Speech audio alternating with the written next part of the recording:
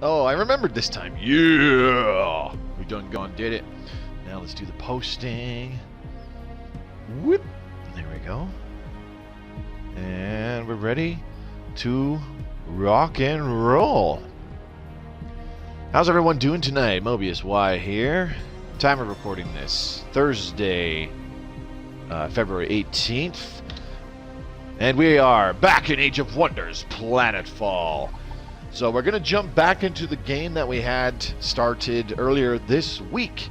So we're going to be hopping right into the action. No need to set up a game or anything like that. It's just going to be gameplay at this point. I don't think I showed off the game nearly as well as I could have in the previous stream. So hoping to do a little bit more of that tonight. Which one is the... this one. Right. Let's do that. Bam. And as we're loading up, those of you watching this in the future on YouTube, my name is Mobius Y. Thank you very much for watching. If you enjoyed the video, please give it a thumbs up. That really helps me out. Leave a comment down below what you think of Age of Wonders Planetfall. If you've played it yourself, or if you're interested in this game from watching me stream it. I think this game is absolutely freaking awesome, and any fan of strategy games should give it a shot, including those who watch my stuff for the Stellaris Console Edition content that I upload fairly regularly. So the goal for 2021 is to try to have my channel hit 10,000 subscribers by the end of December. It's a pretty tall order, but I think we can do it together, and I need your help to do so. So the best things you can do are hit that red subscribe button, and of course share this content with anybody who you think might be interested in watching it or interested in this game in general. And don't forget to check out the links in the description below. You'll find one for my Twitch channel, which I stream this off of. Come on by and watch me playing whilst I am live. I stream Stellaris Console Edition at least once a week. These days I'm streaming 4 times a week. Mondays, Tuesdays, Thursdays, and Fridays at 9 o'clock Eastern Standard Time. So come on by and see what I've got going on live. You'll also find a link to my Twitter feed. It's a great way to keep in touch with me, and I post important announcements there all the time. Last but not least, there's a link to my own personal Discord channel, which you can be a part of. It's not mandatory, but if you want to take part in things like the viewer polls, which elects which or what games from my library that I play on stream alongside Stellaris Console Edition, that is the place to be. So I hope to see you there. And all right, well, the sellout stuff is done finally. All right, what's going on here? I cannot bring up the chat on my phone. Hope everybody is there on Twitch. How's everyone doing? I don't even know what's happening. So if you're posting in the chat, I have no idea that you are. Oops. Oh, that's why I turned off the Wi-Fi. Ooh. That might be a problem. Way to go, Moby. You're not very smart. No, I'm not. Nobody ever accused me of being smart. All right, try to get this working.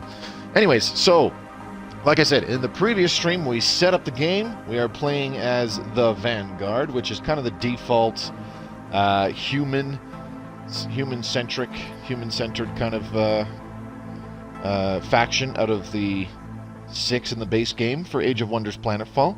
So we're going to continue playing with this particular game. And I chose Void Tech, which is a secret technology in the game. There's also 6 secret technologies in the base game, and Void Tech is personally my favorite. I figured it would be the easiest to show off, as it's the one that I have the most experience with. And you can see in this bottom section here on the left side, it says Void Tech. This whole section at the bottom of these military technologies, all 3 rows, these are all Void Tech technologies that you can get. Some of them give you additional units, some of them give you more mods, some of them give you tactical operations that you can use in combat. Some give you strategic operations that you can use on the world map. And yeah, some of them, they're pretty cool. I like using them. I was going to say, do let me know if the volume comes out okay. If the game volume is either too high or too low compared to my voice.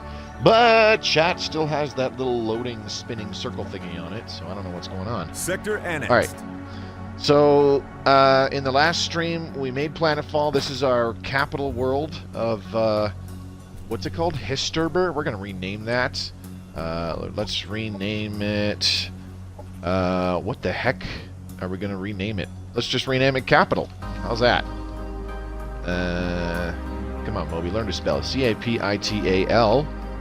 Boop. There we go. And we hit OK. All right. There we go. So capital is now our capital. That makes things significantly easier. Okay, so how this works is when you control territory in Age of Wonders Planetfall, you don't do it by individual hexes like you do in Civilization. You do it by sectors. You can see that there are lines divvying up the land on the planet in these various sectors. And of course you can see it easier here. Once I click the right stick, you can see that there are plots of land divvying up this area in sectors, and we just annexed our first sector here. Now that it is annexed, we need it to produce resources for us, because right now it is not. So we need to create a sector exploitation, and we do that by going to the colony, and it shows here in the out of the unit production, structure production, that you go to the sector production tab. It shows you Healer's Forest, which is the name of the sector that we just annexed, and we have these sector exploitations that we can construct on it. We're going to do an agriculture exploitation because it will put it at level 3 by default, and of course we can upgrade this down the road once we get some relevant technologies. So a higher level sector exploitation gives you more resources. So for example, if we made this a research exploitation, which would only be level 1, we would get +1 colonist slot for producing more research, or knowledge as they often call it, and +10 knowledge income to the colony that it is linked to, in this case capital. So that's a level 1 research exploitation. However, a level 3 agriculture exploitation gives us 3 more colonist slots to put colonists into working to produce food, and +20 passive food income to the colony. So we get more passive income, and we can put more colonists working for that particular resource with the higher level exploitation. That's why it's important that you look to see what kind of exploitations or sectors are nearby. What's important is their climate and their terrain. So for example, this one right next to us, it's an Arcadian climate, and it has ruins terrain. At least that's what I like to call it. They have 2 different types of climates, really. This one is Arcadian with fertile plains, so it's making it another good food exploitation, since it both of those terrain types improve the food production in this particular sector. So that'll be another good option for a food exploitation. Plus, there's 2 buildings in this one that increase food production in this sector, no matter what kind of exploitation we put on it. So that'll be nice. So this one gives us another +10 food and +10 production to the colony it is linked to, and this particular building gives +10 food and an additional +5 food when in an agriculture exploitation, which is a food exploitation. So that's pretty cool. Definitely going to grab that and make use of it. I cannot follow along in the Twitch chat. My phone is refusing to cooperate.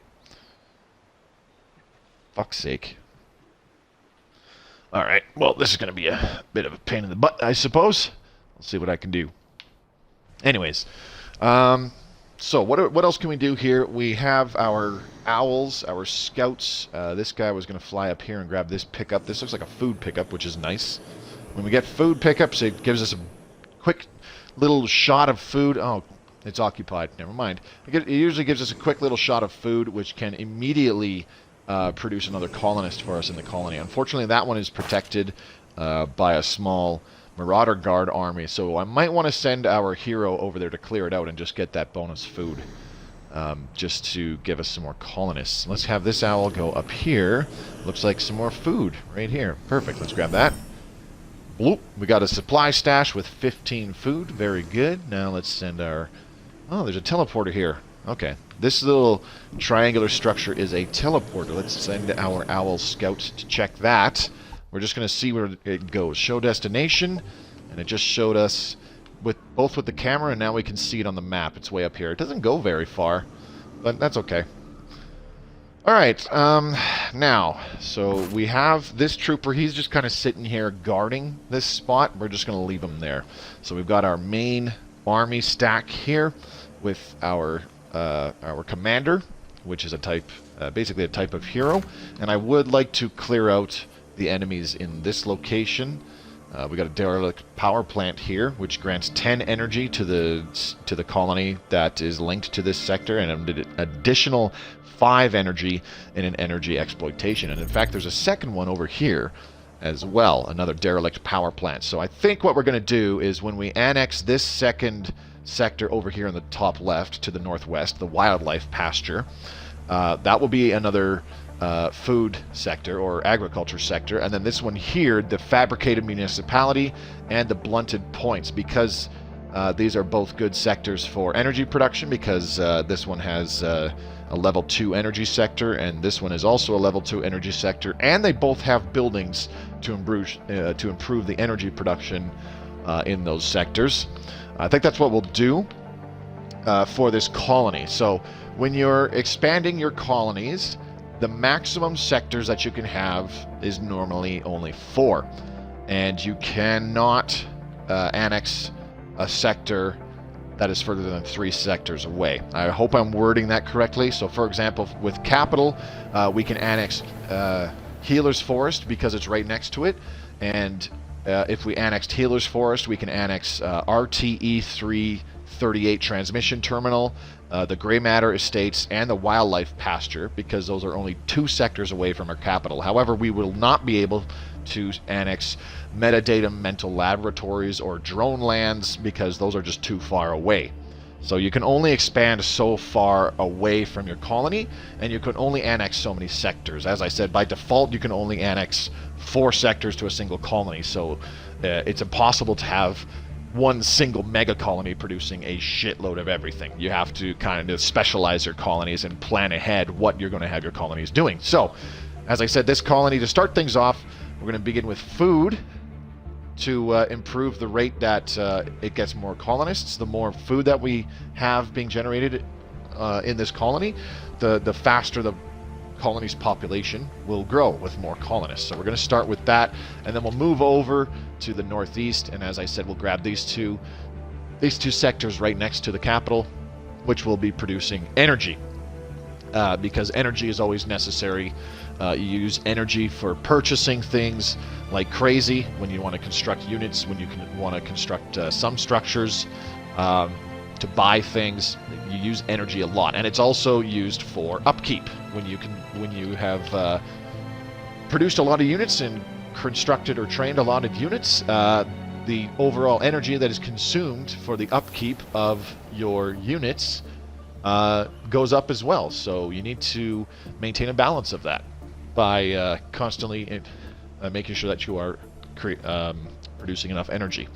Alright, enough yakking. It's been over 10 minutes already. Let's go ahead and see if our army... we have a weakened trooper, as you can see on the bottom there, the health bars. They're a very light green. The one on the far right, the trooper on the far right, he's still hurt from the last battle, but I think we can still take these guys on. So let's do it. I'm going to try... I want to try an auto combat first. We'll see how that results. Okay, we lost the Echo Walker. I don't want that to happen. I'm still trying to avoid losing units. So I hope everybody's having a good night. It's Thursday, so there's only one more day before the weekend. Thank goodness for that. And, yeah, the weekend should be a lot of fun. I should be able to get some stuff done around the house. Probably work on some videos for a little while as well. Looking good. Okay, so we have... That first guy that ran up closest to us is actually a melee unit. What is he called again? He is the Enforcer. And when he went into defense mode, he put up a little kind of shield around him, which protects himself, and I do believe it can protect adjacent units. He's also flanked by 2 Indentured, and they're both on Overwatch. Those are ranged units with kind of pulse rifles. They're similar to our assault rifles, except they do arc damage. And then we've got an assembly unit over here, a Scavenger. These guys are a melee unit, but they also have a shotgun that they can use at close range. The other thing about the Enforcer is that he's got this Bone Crusher. Launch a shockwave, excuse me, of psionic energy that crashes into the target enemy unit. It only has a range of 3, but it can hit fairly hard. Okay, so we need to be careful of that. We're going to move up the commander a little bit more first, and probably just put him in put him in Overwatch. I'm going to try to bait these guys into a crossfire of some sort, so that we can get them when they try to move up and attack. We'll try to get them with some with our troopers and our commander in Overwatch. Try to get some initial damage off. We're gonna have somebody taking some hits. I would like to get the Echo Walker nice and close to get some melee damage in there. So we're gonna put the Echo Walker way up here. He's kind of the bait a little bit. And let's go ahead and put our second troopers. Let's put them over here. They're behind cover. Actually, I don't know about that. They won't be able to see through this big pillar on Overwatch, so I don't really want to put them there. They won't be able to shoot anything coming up towards the Echo Walkers from the right side. So let's put them in Overwatch over here. And what I'm going to do is I'll put the Pug, our little support unit, I'll put him up here, behind, nice and protected behind quite a decent amount of cover. I'm going to put a blur cloud on the Echo Walker. This makes the Echo Walker obscured, which makes them harder to hit for the next 2 turns. And then the Assault Bike, which is our kind of skirmisher guy, they just move out, and we're going to try to flank with the Assault Bike and shoot them in the side. These guys I don't really want to catch, the Assault Bike I don't really need to worry about like line of sight too much or getting them in Overwatch because it can't do that. I just need the Assault Bike to try to flank and spank, as I like to call it. So let's put it here. We might have the Indenture just run up and go after the Assault Bike. Maybe I should undo that last move. Yeah. Okay, so let's reposition that Assault Bike somewhere smarter. Let's put them... you know what, we'll just stick them here. We'll just stick them there. That'll be fine. But I want them to be able...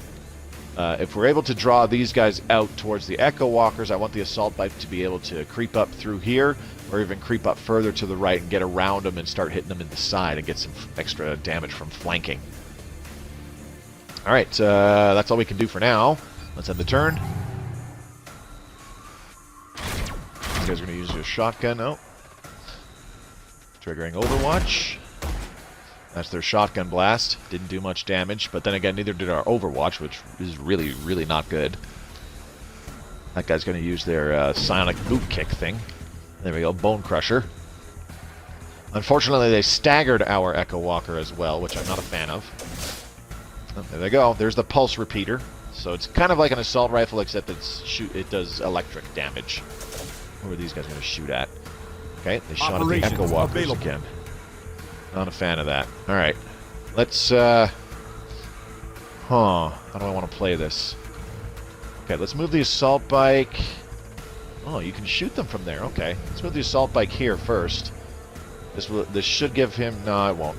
No flanking damage, but that's okay. There we go. We staggered them, which is good. And now, the other thing we can do... I'm going to move these troopers up here, and I want them to use a grenade. I want to stagger this melee unit of theirs so that it cancels the melee Overwatch. There we go. That did not do the desired effect at all. That's okay. Alright. Let's see. Let's get this trooper. Can you shoot those guys? Oh, you can shoot them from here. Alright, here we go. So let's shoot this guy a bunch. Rat-a-tat-a-tat-a-tat-a-tat. Rat-a-tat-a-tat-a-tat-a-tat. Rat-a-tat-a-tat-a-tat-a-tat. There we go. Alright. And then we'll have the commander... Let's stick the commander... Actually, let's leave the commander right here. He's okay right here, as a matter of fact. And we'll go like this. Pew, pew, pew. Okay, a little bit more damage is just fine. I'm okay with that. And now, I want to move the Echo Walkers up to here. And they have one action point left. So what we're going to do is we're going to use Quantum Pulse. Do I want to heal them first, though? No. No, I think we're okay. See, the Pug has this healing charge, which can heal a friendly unit for 25 hit points, but we can only use it once per battle. Alright, let's go ahead and do a Quantum Pulse. We'll do it over here. There we go. And that triggered that guy's Overwatch, which I'm not a fan of. And can this guy kill him? Ooh. He can't even attack because he got staggered from that melee hit. That sucks. Alright. Boop. There we go. Annihilated. So hopefully those Echo Walkers draw some fire from the indentured with their pulse rifles. That's what I'm leaning towards. We're gonna put the pug right in harm's way, right over here. Those scavengers on the far left over there, they're probably gonna come in and try to use their shotgun or maybe even get some melee attacks off. So blast laser these guys. There we go. That did some damage. Do I want to use an operation? Not really. Drops an nanite support station, blah, blah, blah, blah. The station heals all friendly units. Yeah, let's go ahead and drop this down on our Echo Walkers. This will make them harder to hit, I think. Target cannot be affected. Oh, that's because it's trying to give them obscured. I want it to just heal them, but it doesn't do it instantly. So, nah, let's not use an operation. Not yet. Go. Here comes the scavenger. What are they going to do? Melee or shotgun? That was shotgun. Ouch. Painful. Okay. And then these guys are going to move and shoot the Echo Walkers again, probably. Yep. Okay. Now, how do I want to do this? Those guys don't have a grenade anymore. These guys do. Okay, so I think what I'll do is I'll just start with a grenade right here. This will stagger them. And they will lose the melee overwatch. There we go. And now I can go ahead and move the commander here. Do a bunch of damage to these guys. There we go. Okay, let's think. What do I want? Who do I want the Echo Walkers attacking? Probably these guys, because they'll stagger. Alright, ooh, shit, hang on. So first, move up to here. Hit them from behind. This will get flanking damage. Oh, maybe not. Okay, never mind. Shows what I know. There we go. But it staggered them, which is good. And then we'll get these guys to... Whoa, what's going on with my controller? Whoa, hello. How am I getting lag in a single player game? That's crazy. Alright, we'll go up and get these guys to hit them twice. Boop, boop. There we go. So if those guys move or attack, they're kind of screwed because they got 2 units with melee overwatch right next to them. I think we can mop up here in this very turn. So let's start with the assault bike. Let's move the assault bike. Oh, damn, he has a bad shot from there. Where can we hit them? Hit them goodly. Okay. From here. Alright, let's just move the assault bike right here. Will this kill them? Yes. Alright, perfect. Enemy killed. Goodbye. Okay, now the other thing, too, is I want to kill that scavenger. So, let's just... where do I want to move them? Let's move these troopers here. And... 65%? We'll see. If it gets a graze, they're dead. Okay, perfect. Enemy eliminated. I think we're alright. Now we can just move the pug all the way up to... where's the spot where they're... Okay. Move them all the way up to here. And now the pug can finish them off. Kapow! Our forces are victorious. Alright. No losses that time, so that's better than the result with the auto combat. I'm okay with that. Undo last move, that's a nice feature. Is there an Iron Man mode that would disable that? I don't think so. I'm pretty sure the undo last move thing was put in there because it is actually a thing where sometimes when you're moving the stick and you hit the button to move a unit somewhere, the cursor goes like a little bit too far, especially in console or something like that. I think it's more just to correct mistakes rather than be used to cheese it, because it doesn't work once you move a unit and make them attack. It doesn't work like that. It's just to undo like a move. If you put somebody on the wrong hex, that's what it fixes. And there's no undo move on the strategic map where we are now. It's only in a tactical battle. Okay, next place we want to go is we want to go here to this to that power station. But we're going to get back in our territory again. Actually, no, let's just send them over this way. Here we go. So the reason why we're clearing these out is because by killing them, our units, and more importantly, our commander, or any hero that was leading the army, gets XP. And hero units, including your commander, when they get XP, they level up, and you get more skill points, and you can unlock various skills to make them more powerful, or give them additional abilities, if you speak. So if our commander, if I was going to keep him as a ranged hero, we could take this skill called Void Bullets. The hero's ranged attacks ignore 50% of the penalties from cover and units in the way. That is really good. Basically negates a lot of cover that your enemies can hide behind. So that's handy. In this case, I'm going to be leveling up our commander, and he's going to be melee focused because melee heroes are pretty powerful, and I like using them early on. There's some fun tricks you can do. So, but we're going to have to keep him with a laser rifle for now. There's a couple techs that we need to get before I'll really go heavy on making him a melee hero. Things like the jetpack and stuff like that. So we'll get to that eventually. Let's end the turn. How's your day been, Mobius? It's been a day. Kind of lame. Okay, I don't think I will be able to get into another battle in the next turn, but the turn after that, Empire. Ooh, hello, Spacers.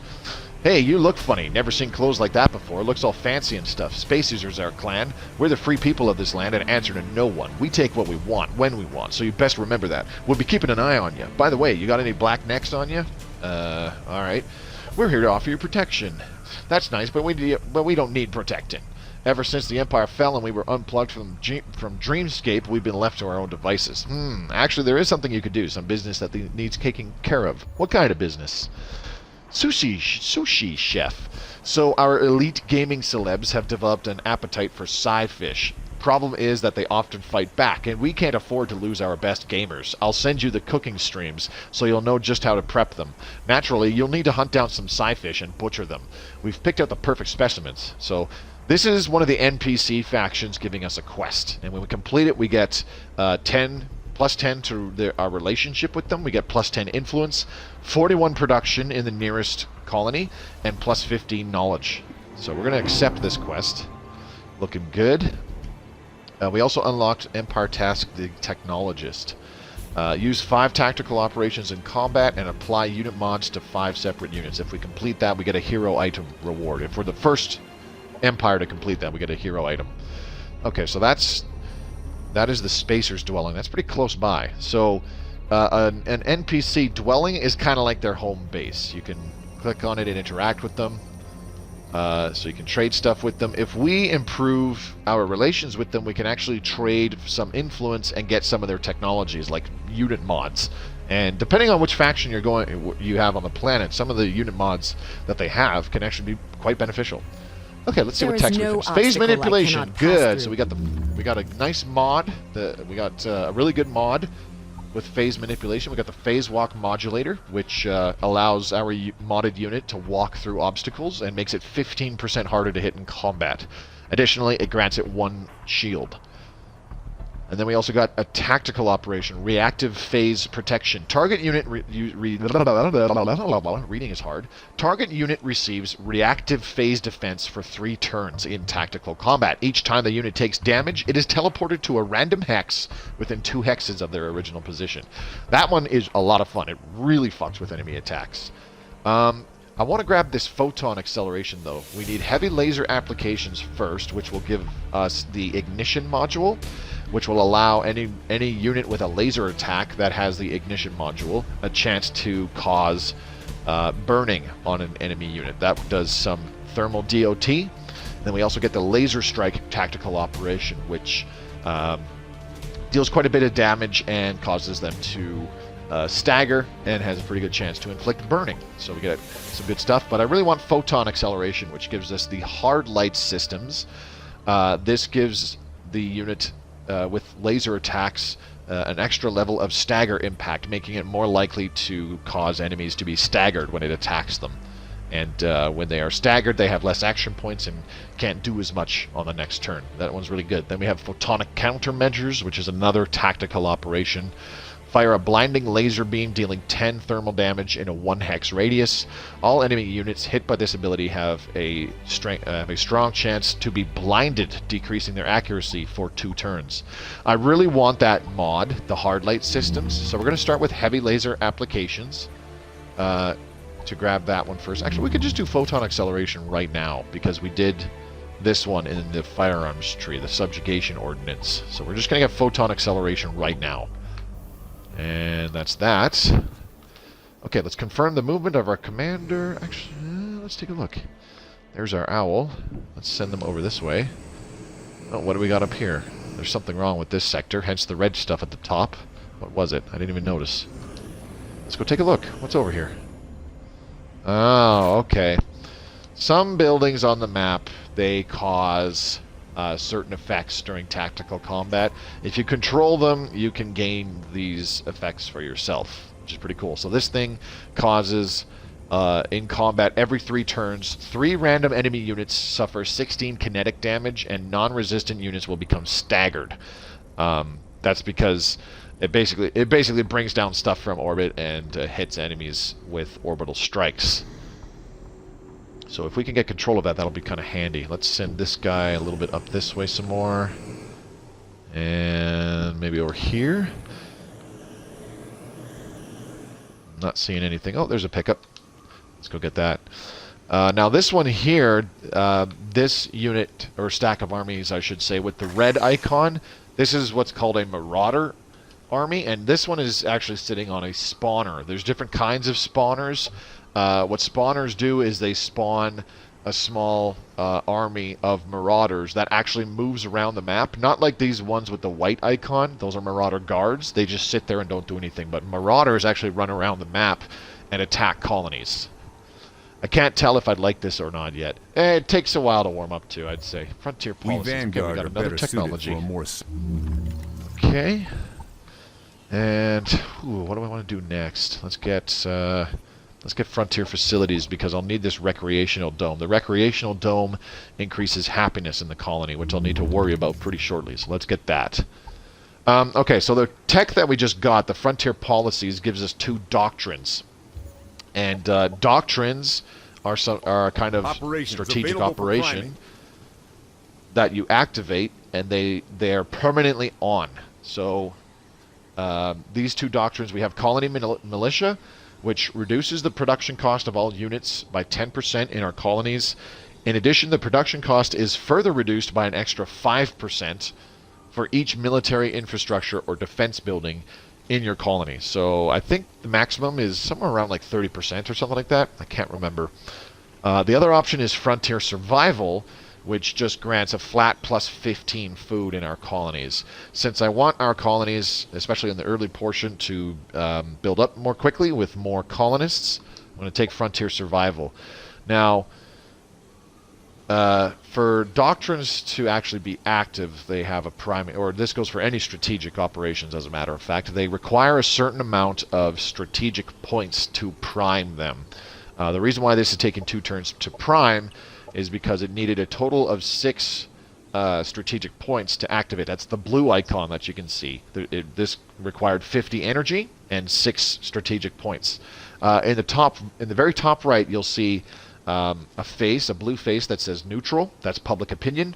The next icon, a kind of reddish icon that says 2 out of 2, that is tactical operation points. That determines how many tactical operations we can use in combat in a single turn. And the one after that, the blue icon that now says 0 out of 2, that is strategic operation points.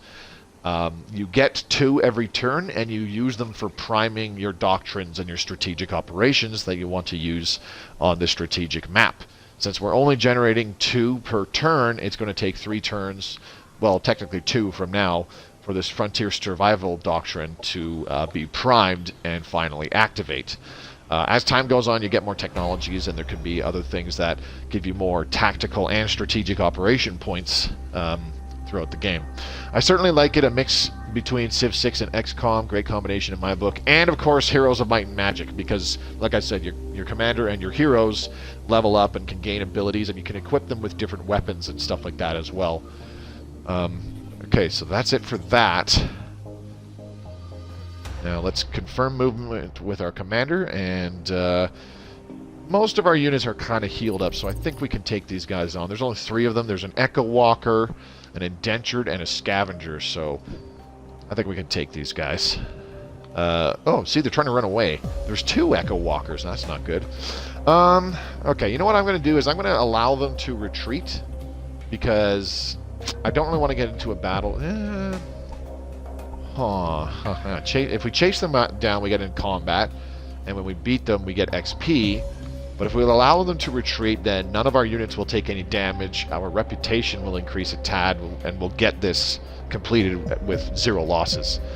Lord Sloth, how's it going? Thanks for coming by. In Balance of Strategic Tactical, I think of it as a turn-based Total War Warhammer. I've actually never played that myself, so that could be a very good comparison. I think I'm just going to allow them to retreat. There we go. So by taking them out and exploring the derelict power plant they were sitting on, we got 38 energy for that. Now let's move over here. I'm going to want to go and complete this quest right away. So what I'm going to do is I'm going to get the commander to move around this mountain, complete the quest here, and then right after that we can go into battle against this small stack and grab this small stash of food that is there. That'll be kind of nice. Alright, so that's it for our turn. Now, if we don't get Mr. Zockershock, what's going on, buddy? If we don't get the ability to annex another sector at our capital, I'm gonna try to construct a colonizer. We could use another colony ASAP. We got some unhappiness here. Okay, let's see. That's because we have 0 colonists in the happiness slots. That's not cool. We have growth in 1. And can we annex a sector in the next turn? Hang on. Annex sector for capital. Capital needs 1 more colonist before it can add to this sector. And if I go back to the capital and we go over to colonists, in 1 turn we get another colonist. So we'll be able to annex the 2nd sector in the very next turn, which will take a second. And then after that, we'll what we'll do is we will annex it, do the food exploitation, and then do the thing with the stuff and things. The thing, you know, the thing. We'll do the thing. We'll build the thing. Yeah, the stuff. I forget where I'm going. What the hell was I talking about? I can't remember. I'm going to construct another owl scout unit here, because we could use another one. That'll take up a turn. Unknown commander completed the emissary as pioneer, so that's unfortunate. So what they completed was they did 2 quests for an NPC faction and achieved peace with an NPC faction. This just gave them a bonus because they were the first one to complete it. It gave them a bonus in influence. So that's too bad. Unfortunately, we didn't get that done, but it's not a big deal. All right, let's go ahead and grab this. This will give us 31 production. Okay, that's cool. Now we can move the owl over to this thing. This is a milestone charge station. Whenever we move an army stack onto it, it fully restores all the move points of visiting units. So we'll move the owl here, and it will get all its move points back. Boop! There we go. Now we can send it over here to this pickup to get even more production. 34 production for our colony, and it showed us the location of a landmark. Landmarks are like really powerful sector exploitations that you don't have to upgrade. They're already good once you take control of them.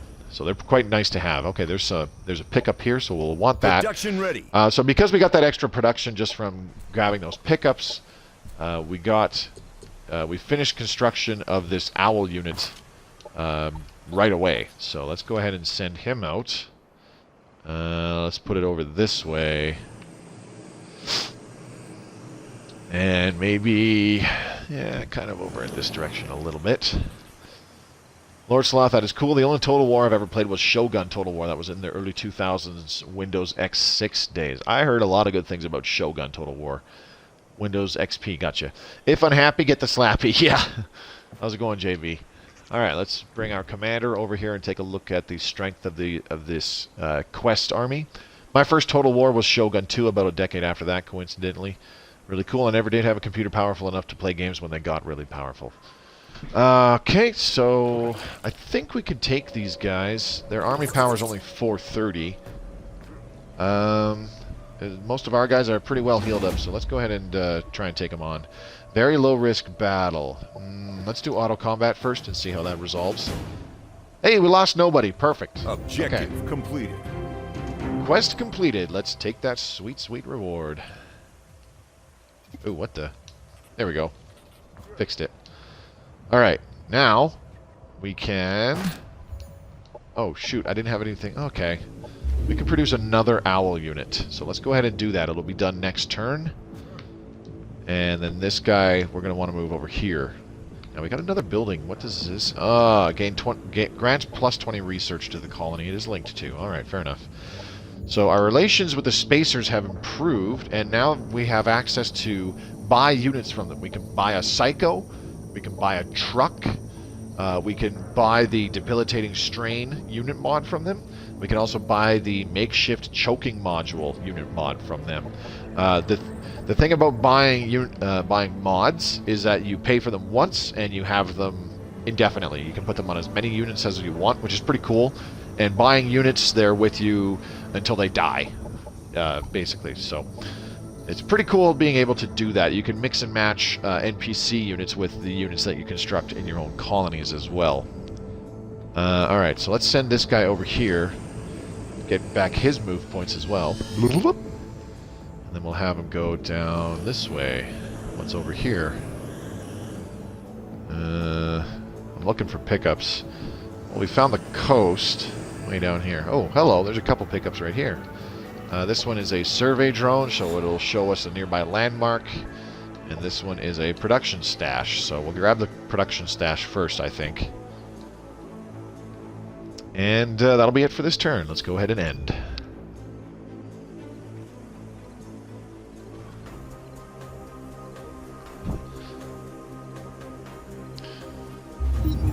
So the idea here is I want to get another colonizer pretty dang quickly.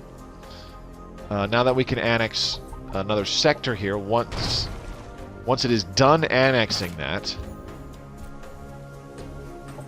I should say, no, we can probably do it right now.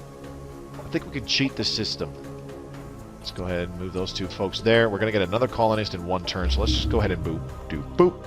Got a colonizer. This is still being annexed to the capital, even though we now have one less colonist than required. That's okay. Can we just go ahead and buy now? 498 energy. Yeah, let's just go ahead and buy now. Fuck it. And then let's get another trooper. We could use some more combat units, I think. Alright, this owl, we're going to send way down here to scout. Now, there is an option to have your scouts auto-exploring, and I'll set most of these owls to auto-explore at some point eventually. Now, the real question is, what are we going to get our new colony to do? There are some more food sectors over here to the east, but we already have our first colony doing just that. I kind of want to put it up here, and... Ooh, hey, we got a source of Cosmite. Cosmite's very good. Cosmite is a super rare resource that you need for modding a lot of your units. So you want to try to grab as many sources as possible if you find any. Dang. Maybe over here, Central Processing Network, because that is a production exploitation. And then probably grab two more near it that are energy. That might be the play. Let's go ahead and move the colonizer out. Alright, engage. Just put him over there for funsies. Alright, and we now have... Inactive. The Frontier Survival Doctrine is enacted, so we're getting plus 15 food in all of our colonies. Alright, now we can construct a recreational dome. That's good timing. We definitely need that. Let's go ahead and take... well, first we'll start with Food Development 1. So, what this does is it improves our food sectors. We are able to construct an upgrade for our food sectors. So right now our food sectors by default would be level 3. But with this food sectors upgrade, that would bump them up to level 4, which would cause them to produce even more resources, both passively, and create more colonist job slots that we can put another colonist in. So it would basically cause our colony to generate more resources overall. And it also allows you to construct some additional buildings in those certain sector exploitations, and those buildings also level up with your sectors. So this bioengineered food plantation reduces the amount of food required for colonist growth and reduces the amount of food upkeep per colonist in the colony. And the agricultural export center reduces the sharing tax and increases the amount of food at higher levels, increases the amount of food being produced per colonist in food slots. I really want the agricultural export center because what the food tax is that when you're in your colonists tab for your colony, you can see at the bottom here there's a food sharing option. Prevent deficit is kind of the default. You take no food from other colonists and you give none out to other colonies. There's the share all and sell excess, which means that this colony actually doesn't produce any food. It shares all of its food with other colonies that need it, that can still grow colonists, and any remaining food that is produced is sold for energy credits. You can share half, so that half of the production is put towards sharing with other colonies, and then you can take. You can actually set it so that some colonies that produce no food or almost no food take food from colonies that you have producing food. That is a thing. So I do want the agriculture export center. It is quite good, and since that is going to be since the capital is going to be our primary food colony for a while, it's going to be sharing a lot of food with the other colonies. Let's go. Oh, hey, we got a Cosmite stash. Definitely want that. Let's grab that. Cosmite stashes are quite nice. All right. Our commander, still kind of banged up, but we should be able to go ahead and send him into battle anyways. There we go. All right, let's auto combat and see what happens first. And we lost no units again. Perfect. Okay, we just got 61 food from that stash. Perfect. No complaints. All right, let's go ahead and move back up here. See what that is again. I can't remember. Ooh, we got some strong units on there. Shelter. When collected, the people in this shelter will join your nearest colony as colonists. So that'll be kind of nice.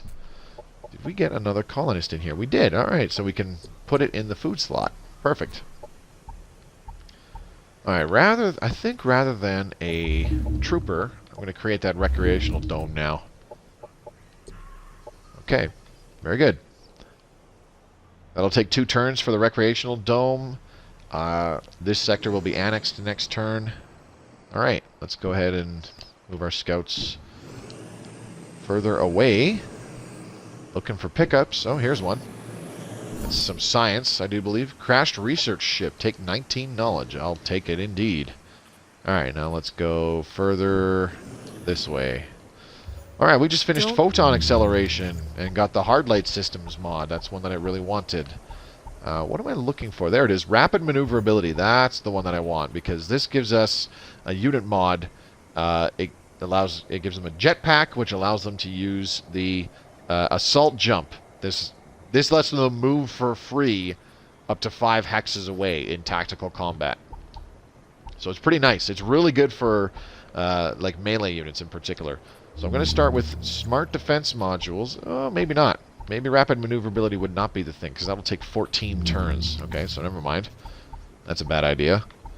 Let's go ahead and grab the engineering core. This will allow us to produce engineer units in our vanguard colonies. Those will be kind of handy. Alright, next. Let's go to this guy. Grab that production. There we go. Move to this. This will give us a landmark location. Way over there. Oh, it's a dwelling. Okay. For what faction, I wonder? We'll move this guy down here. And now I'm going to set this guy on auto explore because I don't want to move him around myself anymore. I'm going to do the same with this guy, set to auto explore. Oh, we got to set our society research. Okay, what do we got? I thought I was doing food development. Huh, okay. There we go. That'll finish in 1 turn. Very good. This guy, I'm going to move this guy manually a couple more times. We can put him down here, get his move points back, and then move him further to the southwest. That'll cover a lot of ground. And then this guy up here, let's just set him to auto-explore. The nice thing about auto-exploring units is that your scouts will still go for pickups. Like, they still prioritize pickups and grab them because they're free resources. Alright, let's end the turn.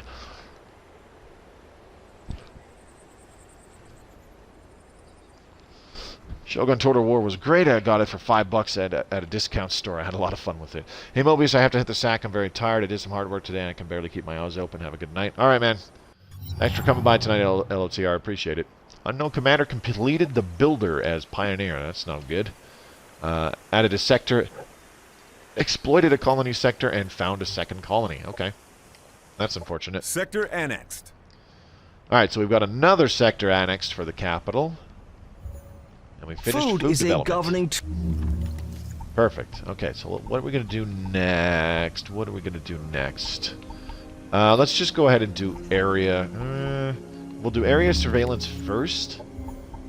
This will give us a capability ranking, which can allow us to kind of see how we're doing compared to the other commanders. And then we'll do aquatic deployment, which will allow us to get coastal sectors. So if we're next to water, we can annex the water sectors and make use of them. It gives us sea transports, which will allow our land units to embark onto ocean. And we get the river crossing expertise, making it easier for our armies to cross rivers on the strategic map. Alright, let's go ahead and go back to our commander. Gonna move them up here. How hurt are these guys anyways? How are they doing? They're okay. The Echo Walker's kind of hurt though. Alright, let's move up here. Low risk battle still. Let's auto combat that. Oh, we lost 2 units? No, not happy about that. We're going to redo it.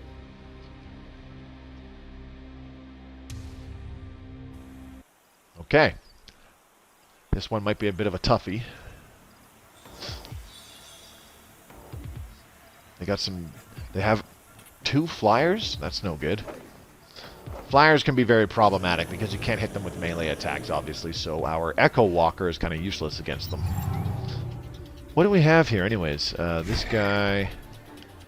you have Meteor Swoop. Lightbringer's Harrier swoops toward the ground target. Okay. Inferno Claw. So this is a melee flying unit. We got the Huntress. This is an Amazon unit. That's a ranged attacker. We have an Owl. And there's this guy, the Vanguard, the Lightbringer. They have the Assault Dash, so we need to be cautious of that. It's up to 7 hexes away they can use that. Alright. Let's, how do we do this? 7 hexes, hey? 1, 2, 3, 4, 5, 6, 7. Alright, so we don't want to put anybody there. I was just thinking about that too, so let's put them... let's see, 1, 2, I don't know. Where the hell should we put this guy? Actually, you know what? Let's give it a shot. I'm going to try to bait him. Put a weak guy up here. Let's put the Pug right here. We're going to use the Blur Cloud on our lone Echo Walker. Trying to bait the enemies in closer. And what we'll do is we'll just move our commander up one hex, put him on full Overwatch, so he'll shoot 3 times if somebody gets in with an Overwatch, and we'll do the same with both troopers. So that trooper's on full Overwatch. This trooper just moved the 1 hex, put him on full Overwatch. So all 3 of these guys, if somebody activates their Overwatch, they're going to shoot at them 3 times. Hopefully that'll do some significant damage. And then we'll move the Assault Bike right up here. I just scraped the mic, my bad. Alright, that's all we can do for now. Let's end turn. Try to bait them in. I don't know if it'll work. Of course it won't. Because I forgot about the goddamn flash arrow. Fuck. So the Amazon Huntress actually just shot us with a special arrow that causes stagger, so all those guys lost their Overwatch.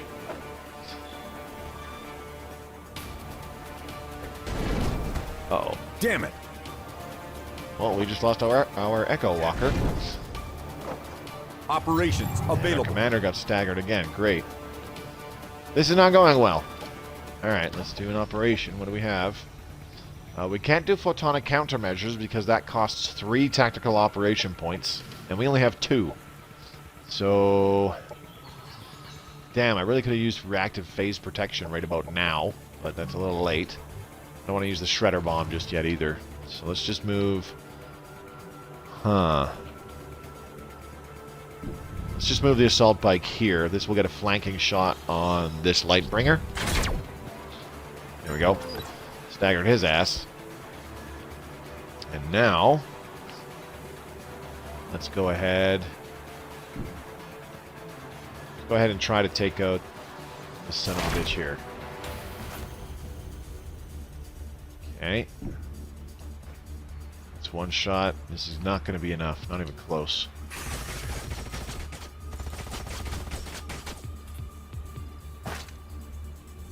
Take this guy. This guy's blinded, unfortunately. You can see the little sparkles around their heads. So their shot chance is probably super low. Yep. Still got 2 grazing hits. That's pretty surprising. Not bad, not bad. I'll take it. And then they have these guys shoot him. There you go. Only grazed him, naturally. We're going to redo this battle anyways, so I'll just try to zip through it. Speed up the speed of their enemy turns.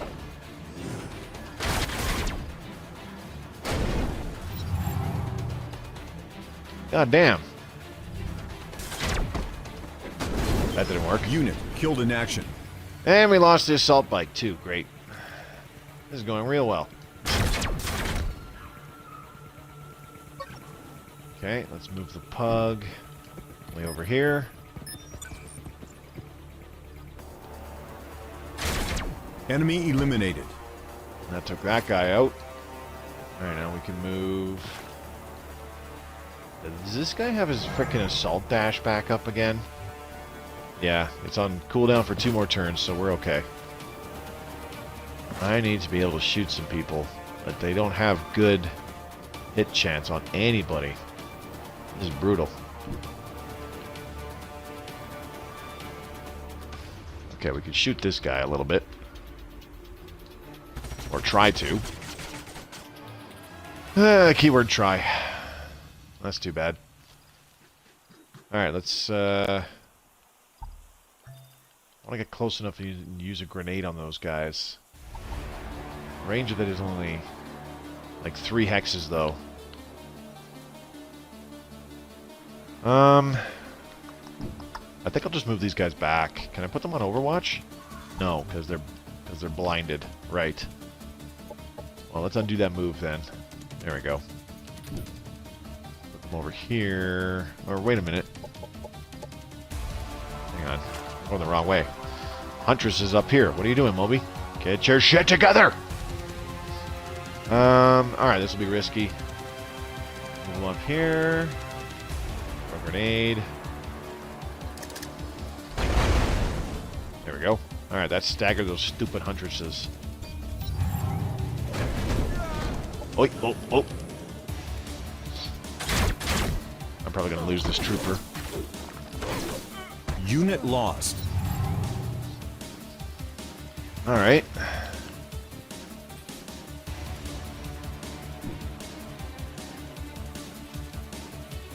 Let's shoot this guy. I want to kill him.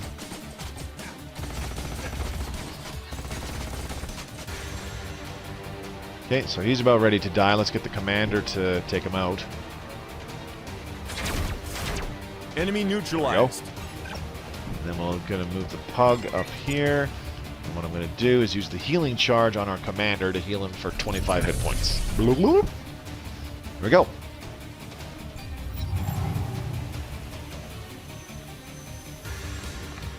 Do you have another flash arrow? Nope. Good.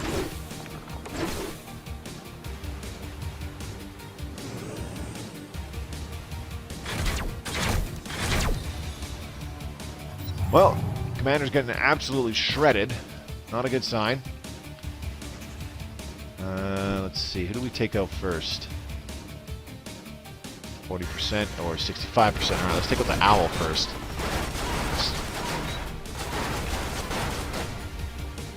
Well, that could have gone a lot better. Alright, we're going to move the commander back here a little bit further. He can take all 3 shots at the owl unit. Ah, fuck. Suppose that's what I get for shooting at a 50% chance, eh? Alright, other thing I'm going to try to do is move the pug here and use the blur cloud. Trying to get them to shoot the pug or the damn trooper. Just not the commander, but they're going to shoot the commander. Our leader shall return. DED dead. This is not going well.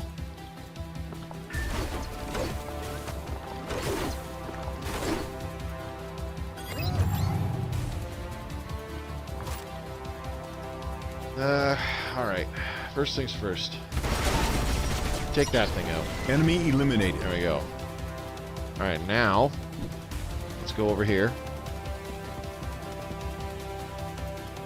And shoot these people. Pew! That did a lot of damage. Beautiful.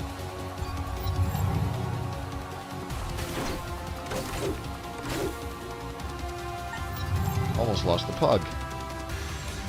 Get out of here. Alright, now let's get the troopers. I'm just going to move them there. 45% chance. Not liking that. So let's move them closer. 95% chance. That's better. Our forces are victorious. Yeah. Yeah, they certainly are. My god, that was terrible. We're going to retry that again. Holy fuck. I never said I was good at this game.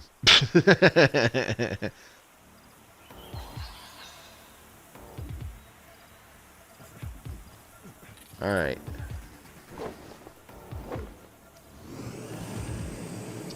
I still want to bring them in and try to draw them into an Overwatch trap.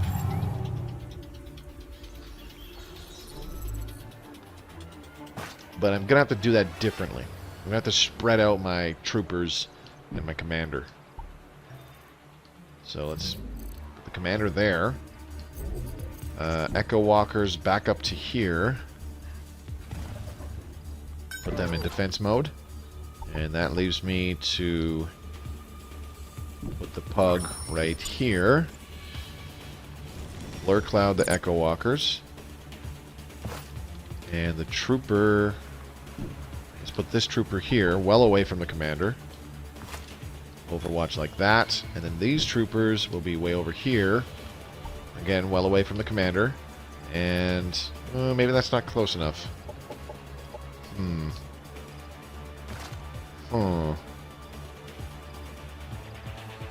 think I can... How far is the range of that flash arrow again? I'm trying to remember.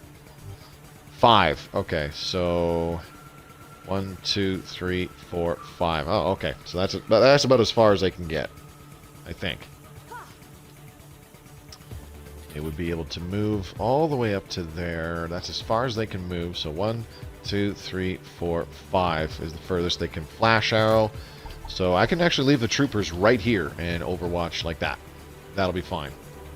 They should not be able to flash arrow both the troopers and the commander. Alright. I think we're okay. Keyword think. Alright, let's move Assault Bike there, put them on defense mode, and carry on. Oh, there's the assault jump. I don't think they're going to set off much Overwatch. Nope.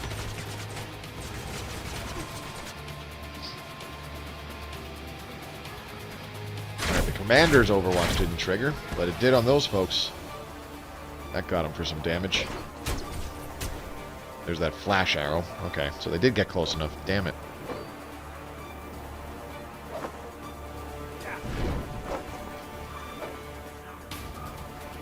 Okay.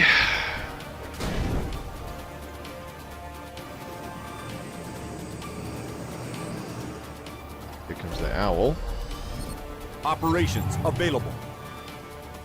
Oh no. What the hell am I going to do now? Okay. Let's do a healing charge on the Echo Walkers. going to put the Echo Walkers right up against the Huntresses. They've only got one movement thing left. Let's get them to do the Quantum Pulse. There we go. First things first. Hit from behind. Boop. There we go. They're going to turn around to face their attackers. Then we hit them from this side again. Boop. There we go. Enemy annihilated. One down. All right, all right. We're looking good. We got one down already. So that's a big bonus. Big bonus. All right, now let's move the assault bike. Try to get them a little bit out of range. Keyword a little bit. Put them back here. Fuck, that was a bad idea. Can I undo that? No, I can't. I didn't think so.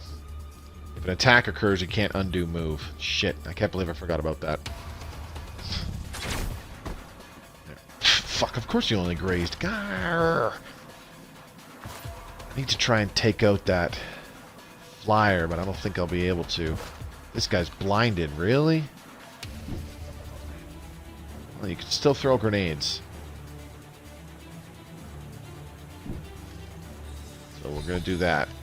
Over here, chuck a grenade right on top of this guy. There you go, eat that. Should have done that earlier, really, but oh well. Can I take this guy out with the troopers? Not quite. Pretty close.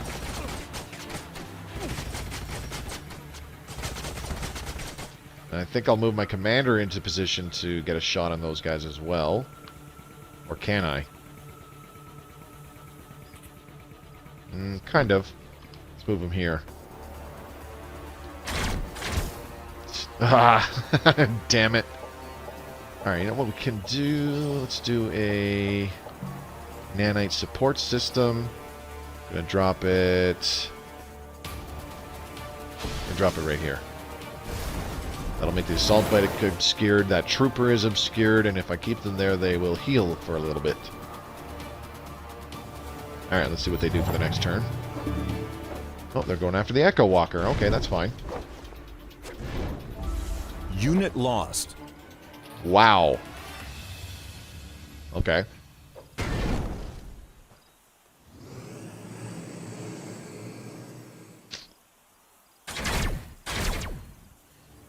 They're going after the Pug. Alright, and a support station kicking in. Very good.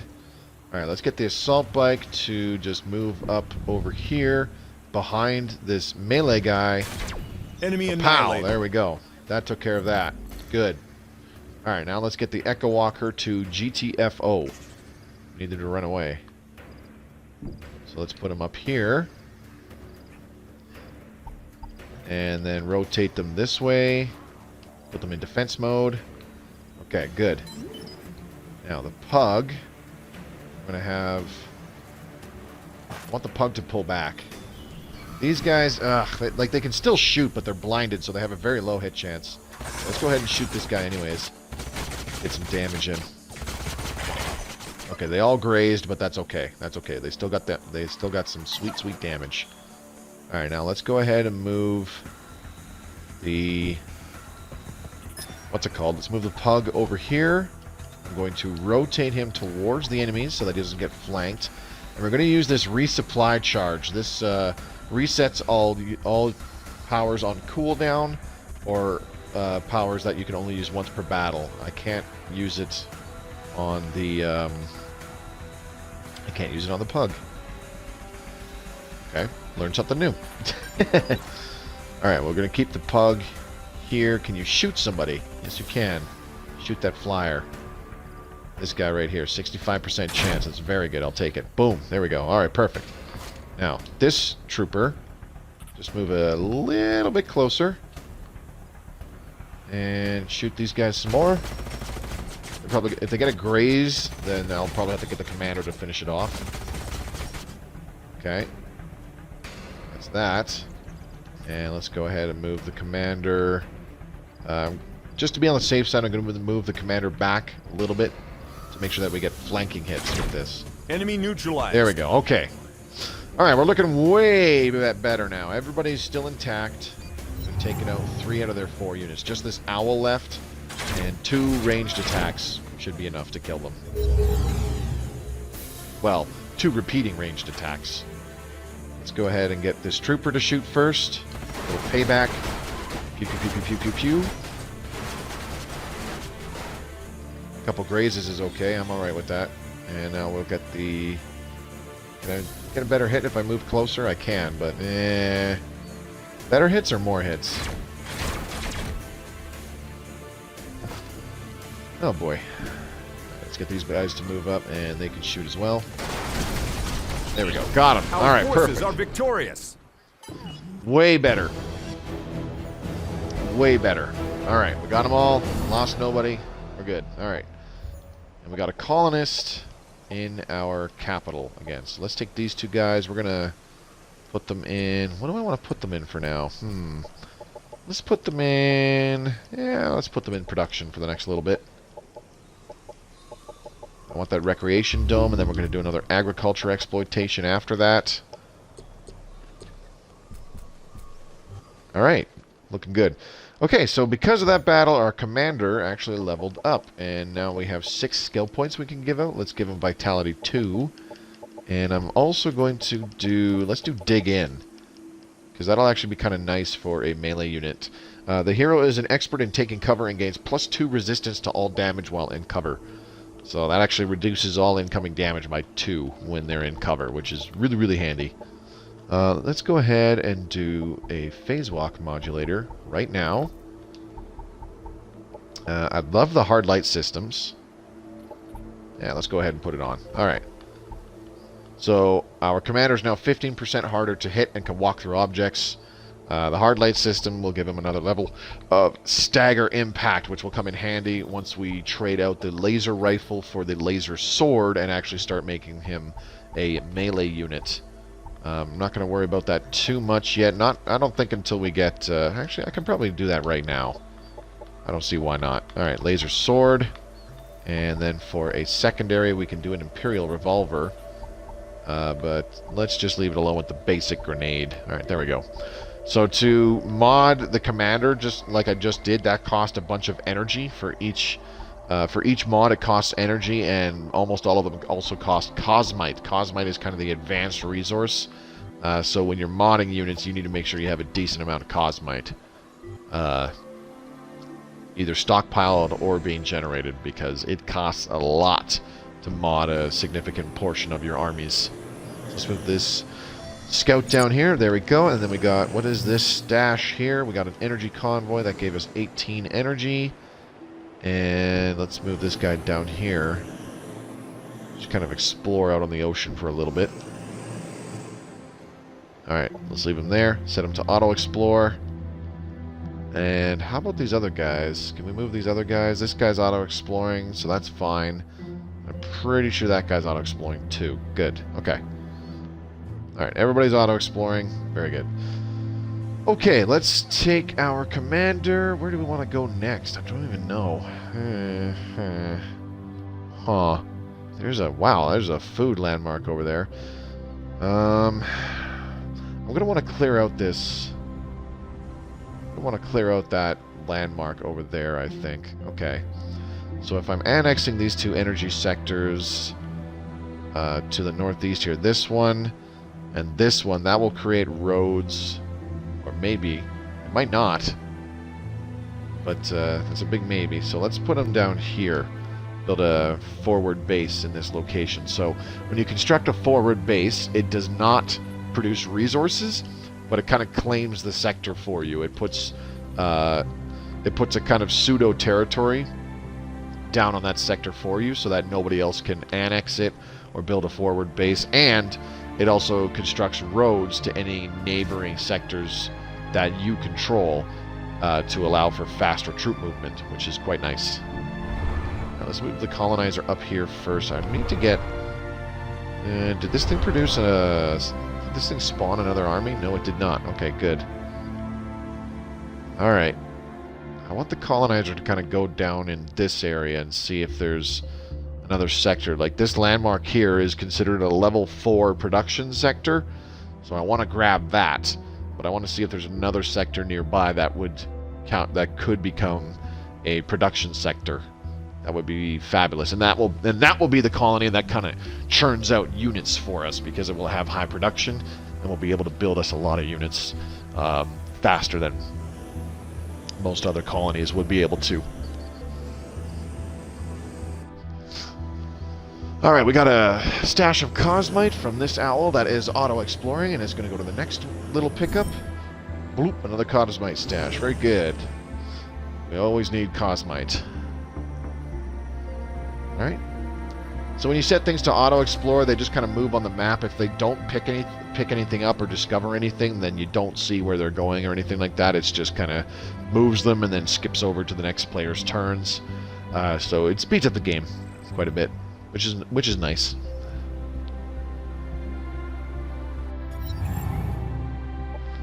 Okay, capital can annex another sector. So let's go ahead and annex this sector.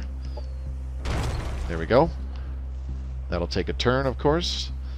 Now our commander, move him down here, and in this sector we're going to build a forward base. It takes 1 turn and costs us 20 influence because we're laying down territory. So it requires us to extend our influence and cost us influence to do so. So that's why we're going to do that. And once we annex this next sector, the blunted points... Actually, maybe I should annex blunted points first. Let's go ahead and abort that. And yeah, let's do that. Annex blunted points first, like so. That way it'll create a road between blunted points and this one where we're going to have a forward base. And we'll move the commander over this way. I want to take out this spawner. This is another spawner. And it actually just spawned a Marauder army right here. We can see it on sensors. Don't know what it is, but I want to take it out. Alright, now a colonizer could use some moving around. Let's go ahead and put him over here for now. There we go. Oh, this is a Vanguard settlement. Okay. So a settlement is like a small pseudo-city of like an NPC thing. You can attack them, in which case you have to take on their army, their defending army. And this army has a laser tank, 2 gunships, a pug, and 2 troopers. These are all Vanguard units, by the way, because it is a Vanguard settlement. And if you gain control of that settlement or convince them to join you, you can turn that settlement into... you can turn it into a colonizer unit. Or you can turn it into its own colony right then and there.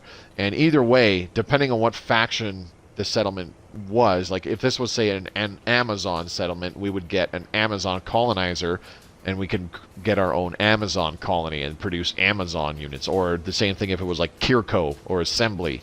We would be able to research some technologies from one of the other factions because we would have one of their colonies, and start producing their units, which is often very cool when you're able to get that to happen.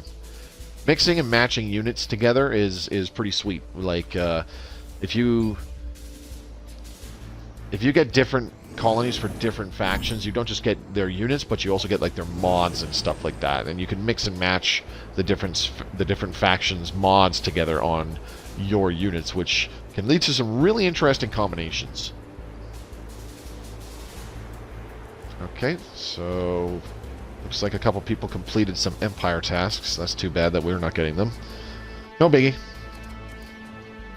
Oh, hello there.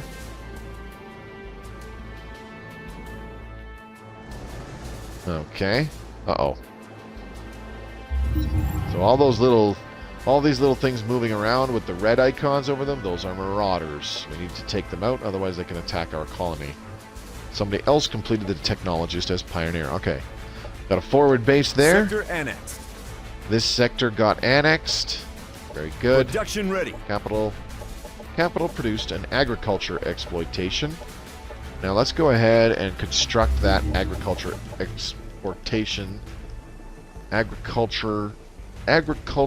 export center. Thank you.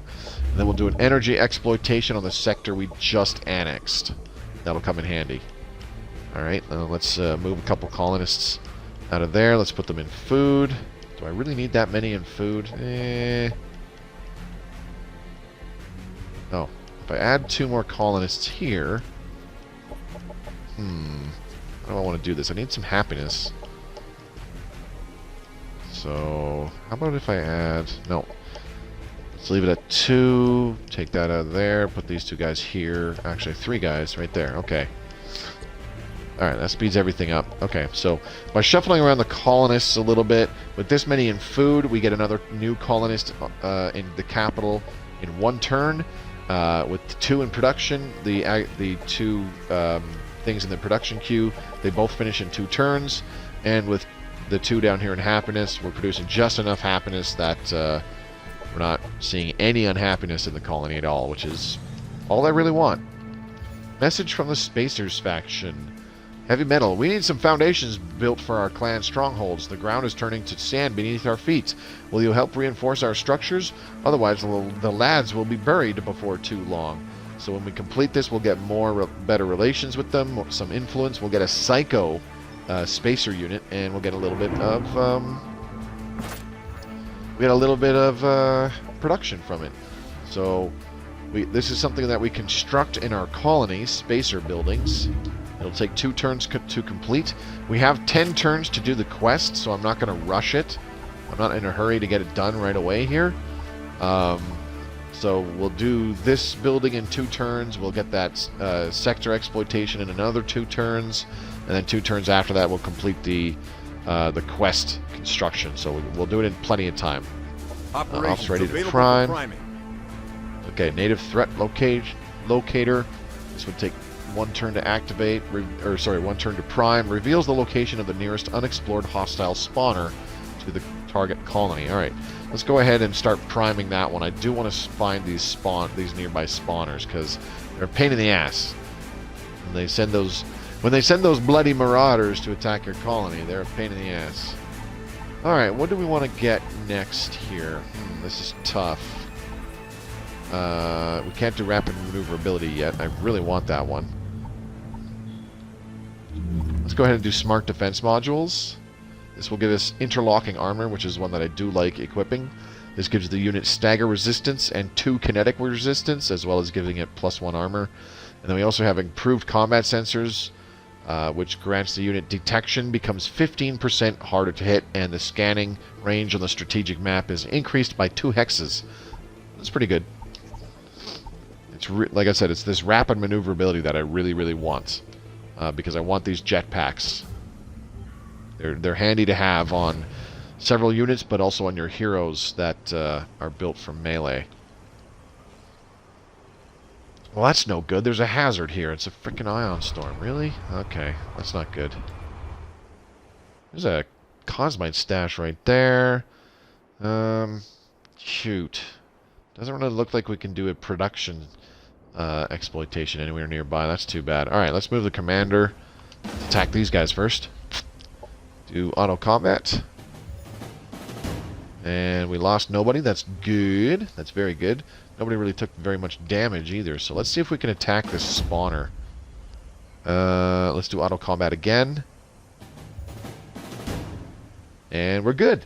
And a couple of our units got a promotion too. Very good. Alright. So that spawner is gone. We got some production for it. We got a hero weapon, a lightning sniper. That'll come in handy if we get a hero that I want to make into a ranged combatant. We can give them this lightning sniper. And we also got a liquid crystal unit. So we're going to take all those rewards. We got a free unit out of it. I'm not going to turn that down. And let's start moving him back this way. Let's get him out of here. You can head back to the capital. Alright, let's end our turn. That's it for now. Energy convoy. 35 energy. And another 36 energy. I'll take it. Very good. Okay, we got some more energy from this scout. 21 energy. Very good. And we got 49 energy from this guy. Alright. Not bad. That was a pretty good haul.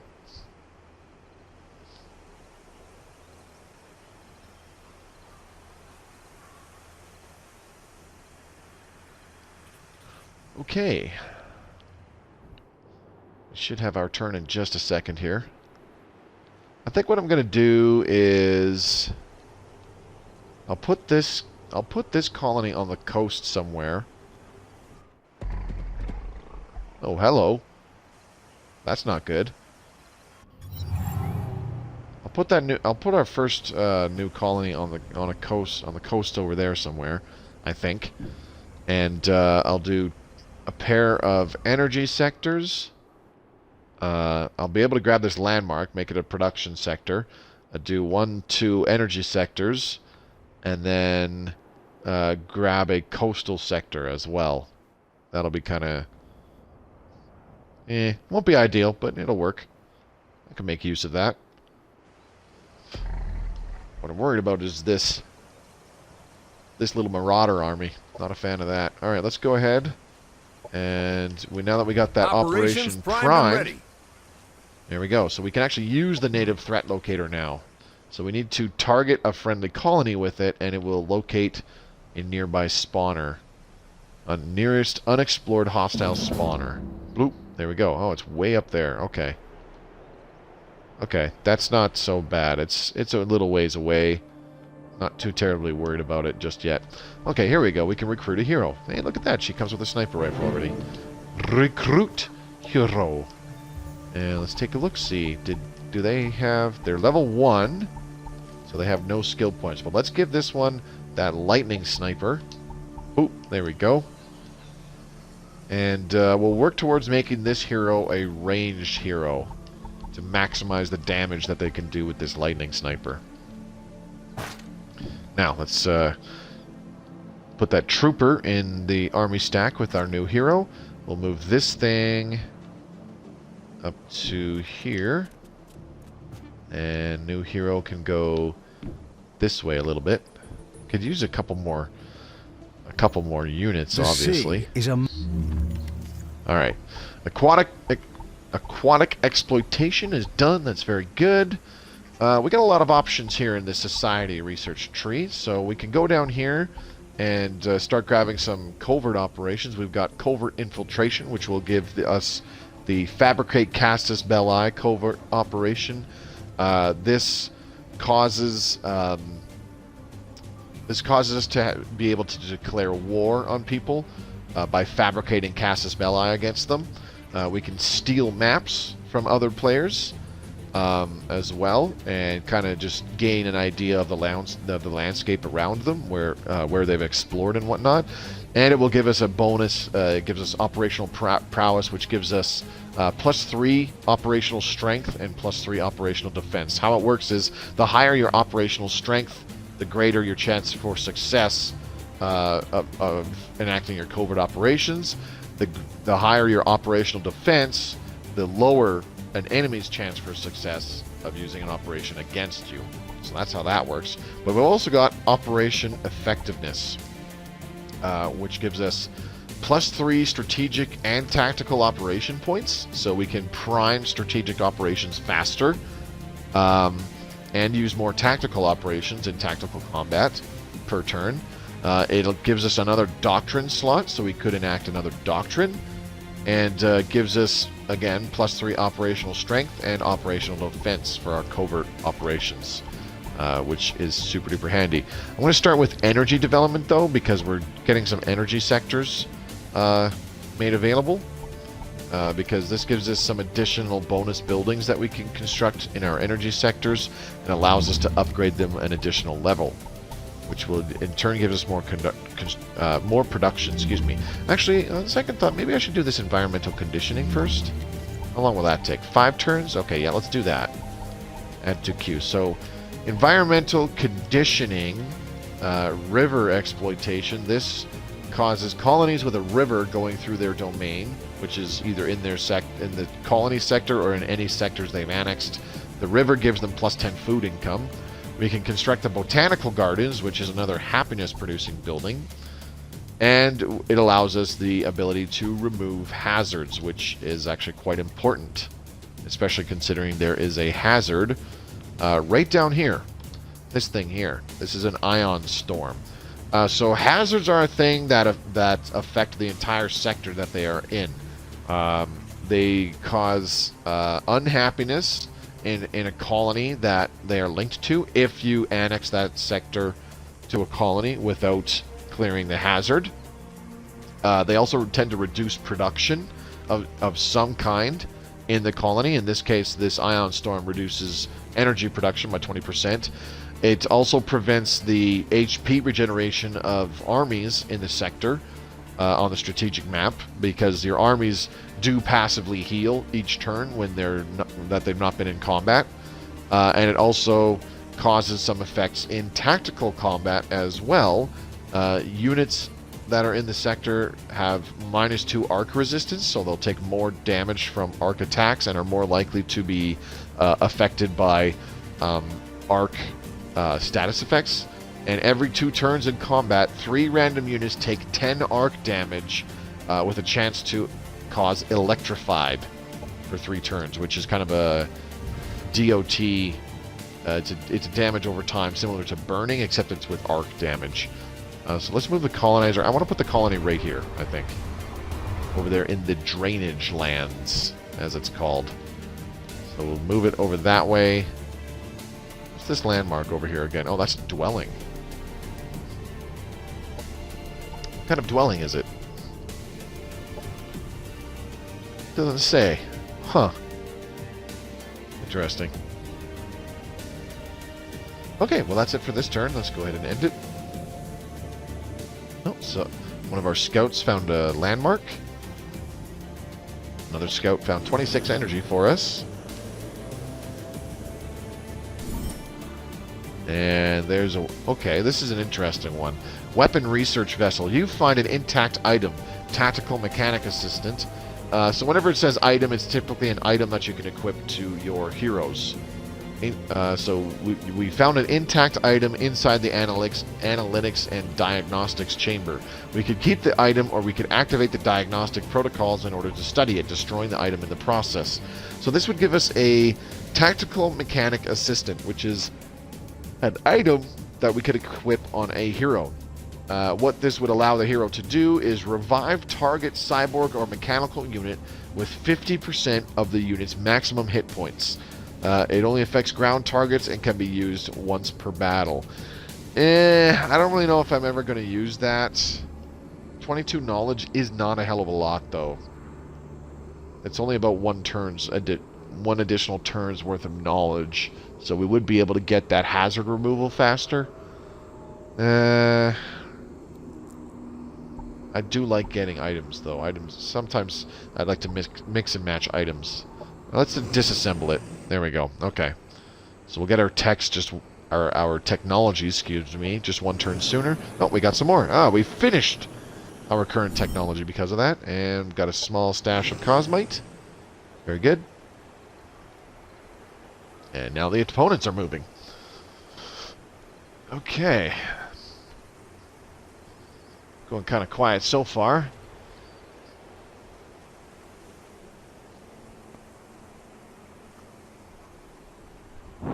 I'm hoping that we can later on declare war on an enemy player and just have at least one big battle.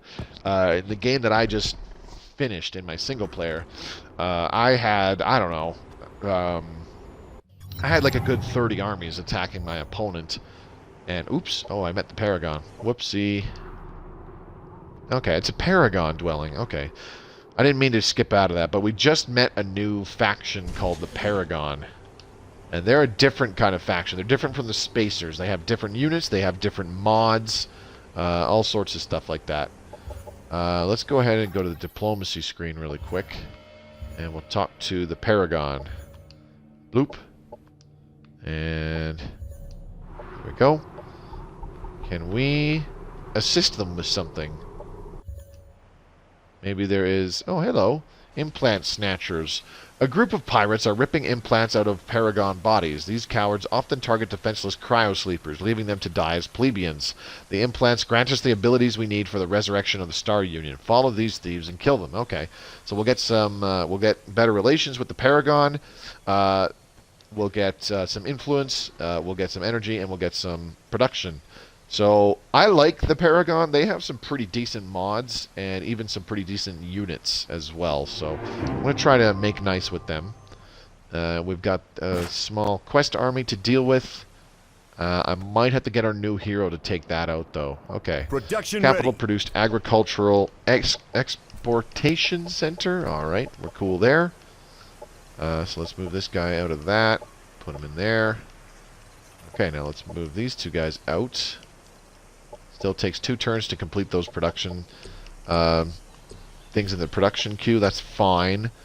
I want some more. I want some more units for our new hero.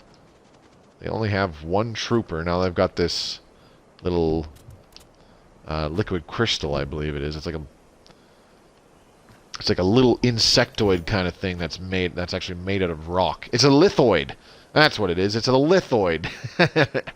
I do like these little liquid crystal things. They only have 1 attack, but it chains to enemy units, which is pretty cool.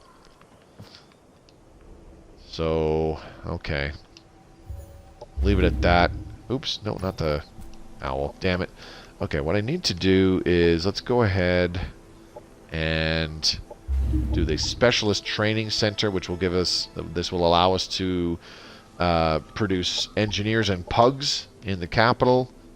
And the assault bike, I could also use, maybe I'll do that. Okay, you know what? I'm going to move some colonists out of the food slots. 1, 2, 3, 4. There. That didn't actually improve the rate that we... didn't really do much for actual production for the things that we're working on right now, but that's okay.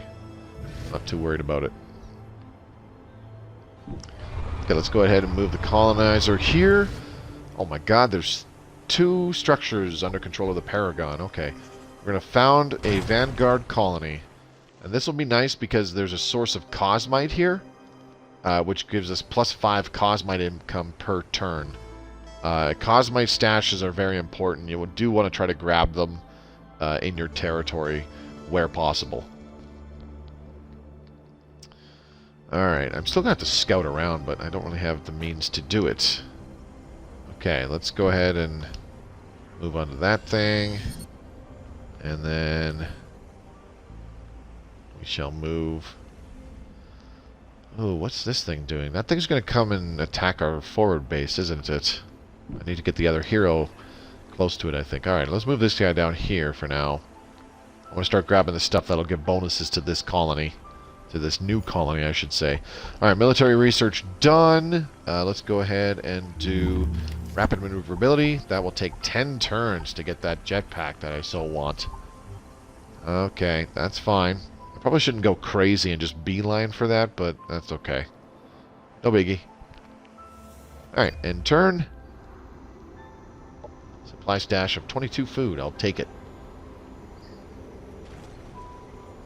That's an interesting looking fella right here. Hello. Voradon. I don't think I've seen that before. Huh. Interesting.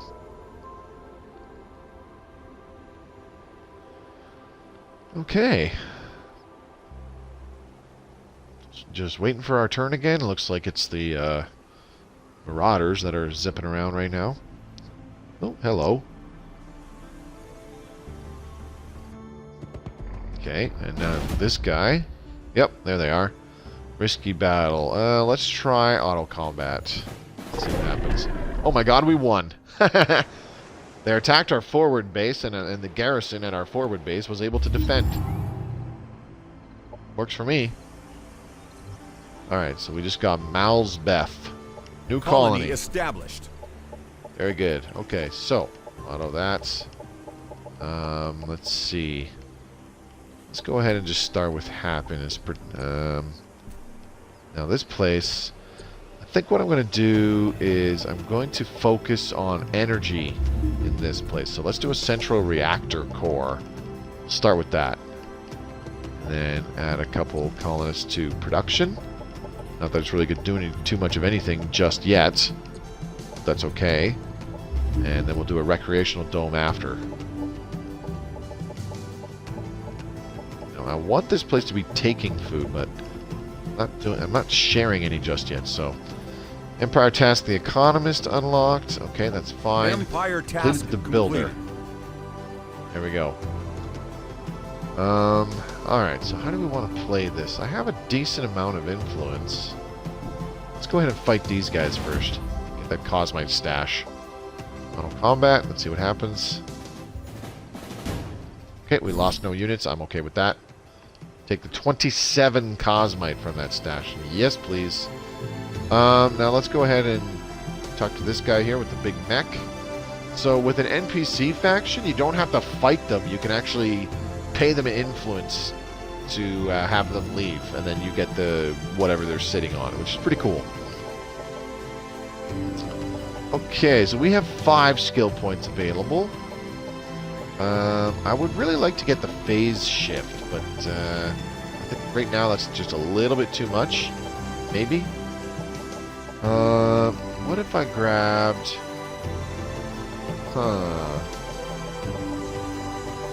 What if I grab... Oh, okay, I have an idea. So I'm going to grab phase shift for the commander. This allows the hero to teleport to a target hex up to 7 hexes away, and they still have 1 action point left over when that happens.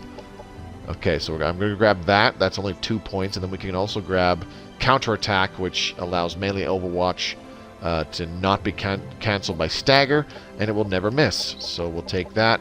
That way, in the future level up, we can grab Martial Artist First Strike, which causes melee Overwatch to trigger before the target that triggers it acts, which is super handy. A couple other ones that we're going to want is there's one called All Around Awareness. We're going to want that. This allows it so that the hero can no longer be flanked, and this will be super handy on melee hero, because they're going to be like in front of most of your other units in the battle. They're going to be taking the hits, so you don't want them suffering the extra flanking damage. Shield Modulator will be quite nice, because this allows all units in the hero's army to gain +1 shield, which reduces the incoming damage. I'm probably going to get dimensional feedback at some point. This reflects 50% of the damage done to this hero, in this case our commander. It reflects 50% of the damage done back to the attacker. And of course we'll want the modular extension. This gives a 4th mod slot to your hero, in this case our commander. This is really, really powerful. So I want to grab that as soon as possible. Other things we can consider, we obviously want Vitality 3. We're going to want the Close Quarters Specialist all the way up to 3, which increases our melee attacks by 10% for each one, so a total of 30%. With Vitality 3, our hero will have a total of +30 hit points, so it should have about 80. And then there's also this one, Deadeye. At each tier, it has another 3 tiers. All attacks gain 5% more accuracy and critical hit chance. So 15% more accuracy and 15% more critical hit chance is quite good. Another one I'll be looking to try to grab is Personal Weapons Expert, which causes this hero to do +10% damage and +10% accuracy to its attacks when it's not in a vehicle, which is quite handy for any hero that's not like in a tank or something. So those will all come in handy, and we will get them over time. Piloting, this hero's not going to be in a vehicle, so I don't care about that. Ranged Specialist, this increases damage dealt with ranged weapons. I'm probably going to ignore this.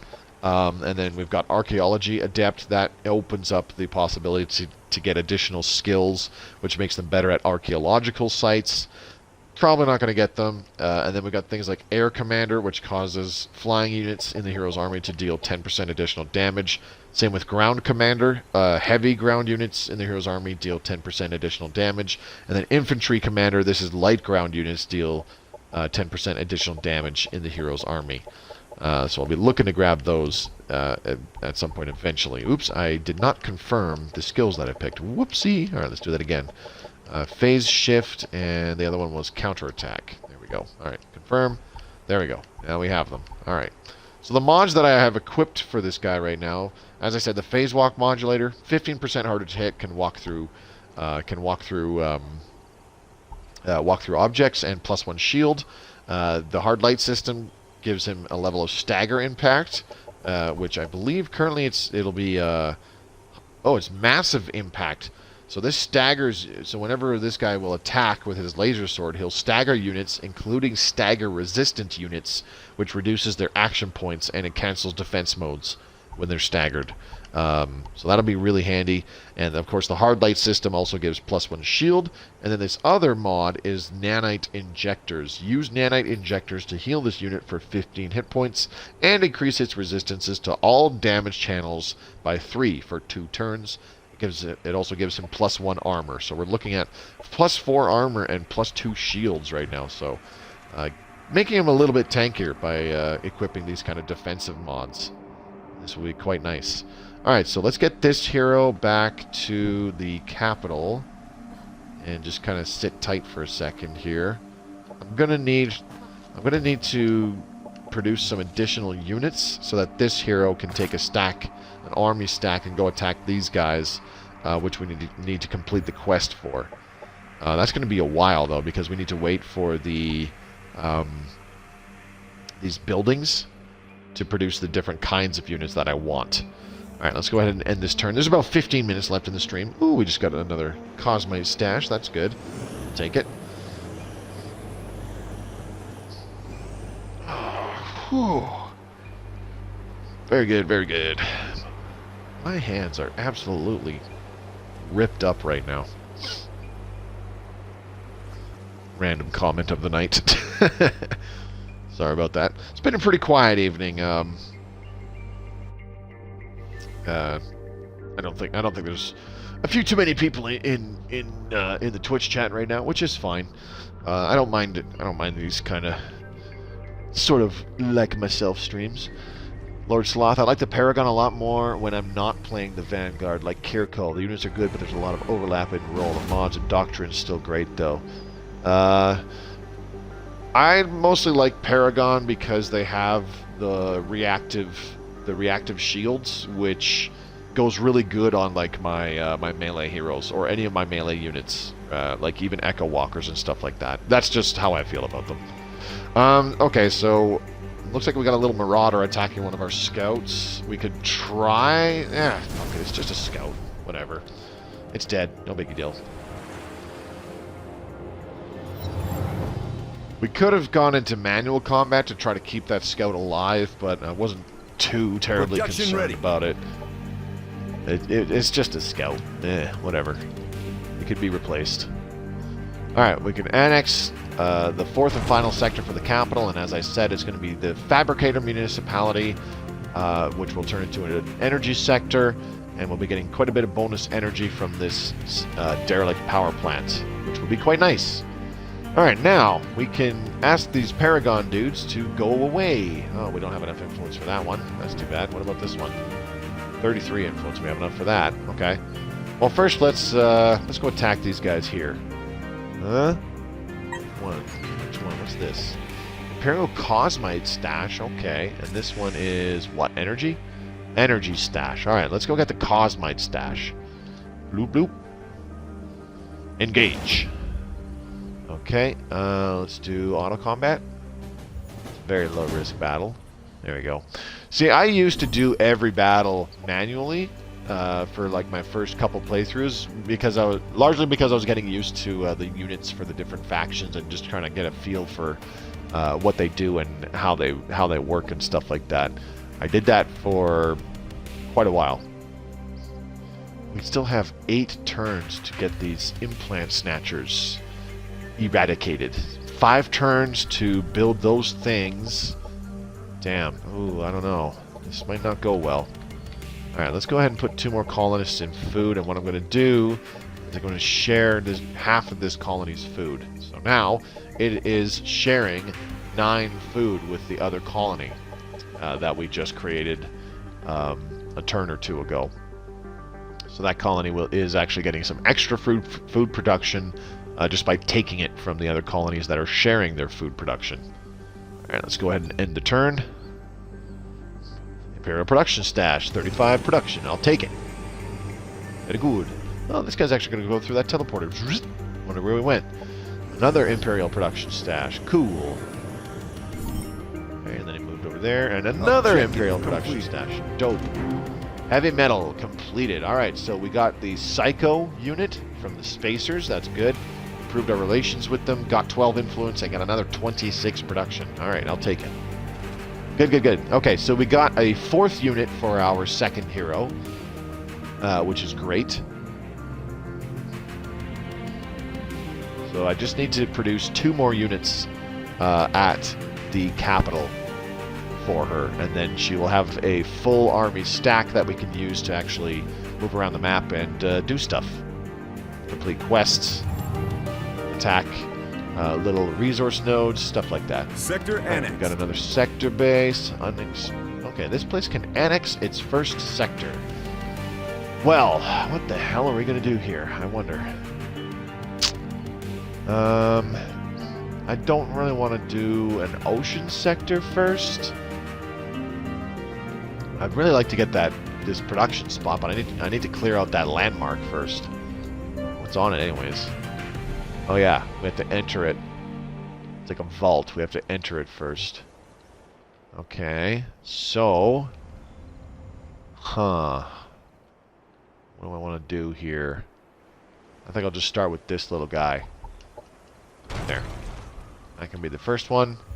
Environmental conditioning. There we go. Hazard removal is made available now. Very good. Now we're doing energy development. Good. Message from the Spacers faction. Oh, we got another quest? Really?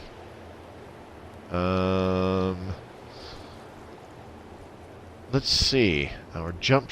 Yeah, I'm going to decline this one because it's on the water. I don't want to do it. Operations ready to available prime. for priming. Do I want to do native threat locator again? Nah. Let's leave it alone. Capital has an unexploited sector. I know. I don't much care right now.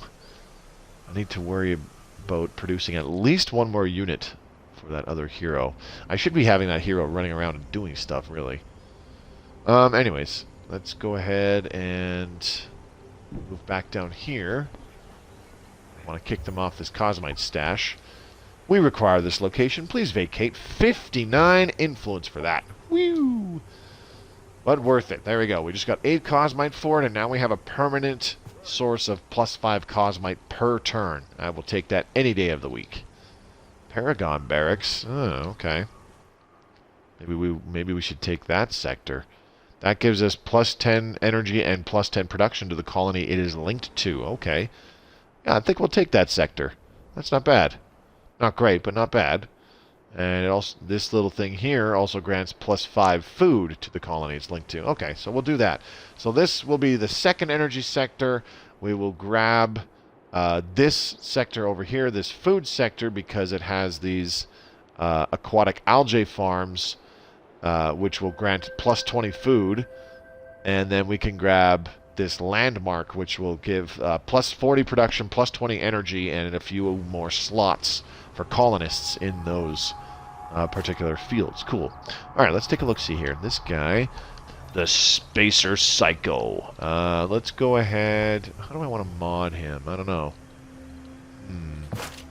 Go ahead and move this guy here for now. I should mod the troopers. What can I put on the troopers? Flechette ammo. We could just stick with nanite injectors for now. So let's mod all of our trooper units. Like so. So when you mod units, it takes them one turn to complete their modifications, at which point they do only like half damage with all their abilities, if I recall right. Alright, these guys are a melee unit. Yep, Bash, Berserk Chemicals. This unit consumes chemicals that give it fast movement, massive impact, and increases damage dealt by 25% for 2 turns. That's pretty crazy. These guys, we're going to give them the Phase Walk modulator so that they are 15% harder to hit and can walk through obstacles. We're also going to give them interlocking armor to make them a little bit more stagger resistant and resistant to kinetic attacks and status effects. And we're going to give them nanite injectors as well so that they can self-heal. Alright, mod unit. So that's that. Close. And what's another unit that I really could mod right now in our commander's army? Let's take a look. The assault bike, the Echo Walker, that'll be a good one. Let's give him the phase walk modulator and nanite injectors as well. And there we go. And what else? The Pug and the Assault Bike can both take nanite injectors. Do I have enough Cosmite? I have more than enough Cosmite. Okay, let's give the Assault Bike the hard light systems. Give him another level of stagger impact and nanite injectors and interlocking armor. Sure, we'll go with that. That's not so bad. So he's going to be a little bit tougher now too. Interlocking armor gives it +1 armor. They get +1 armor from nanite injectors as well. Hard light systems give it +1 shield. So yeah, they'll definitely be a fair bit tougher. Oh, I don't want you exploring. And a couple extra kind of abilities, sort of. Okay, and we'll do the same thing with the Pug. With the hard light systems to allow the Pug to be able to stagger. Now that it has high impact, and then nanite injectors so that the Pug can self-heal, and of course interlocking armor to make it a little more stagger resistant and give it an additional thing of armor. All right, not too bad. We'll go with that. Okay, this hero, still nothing nearby really.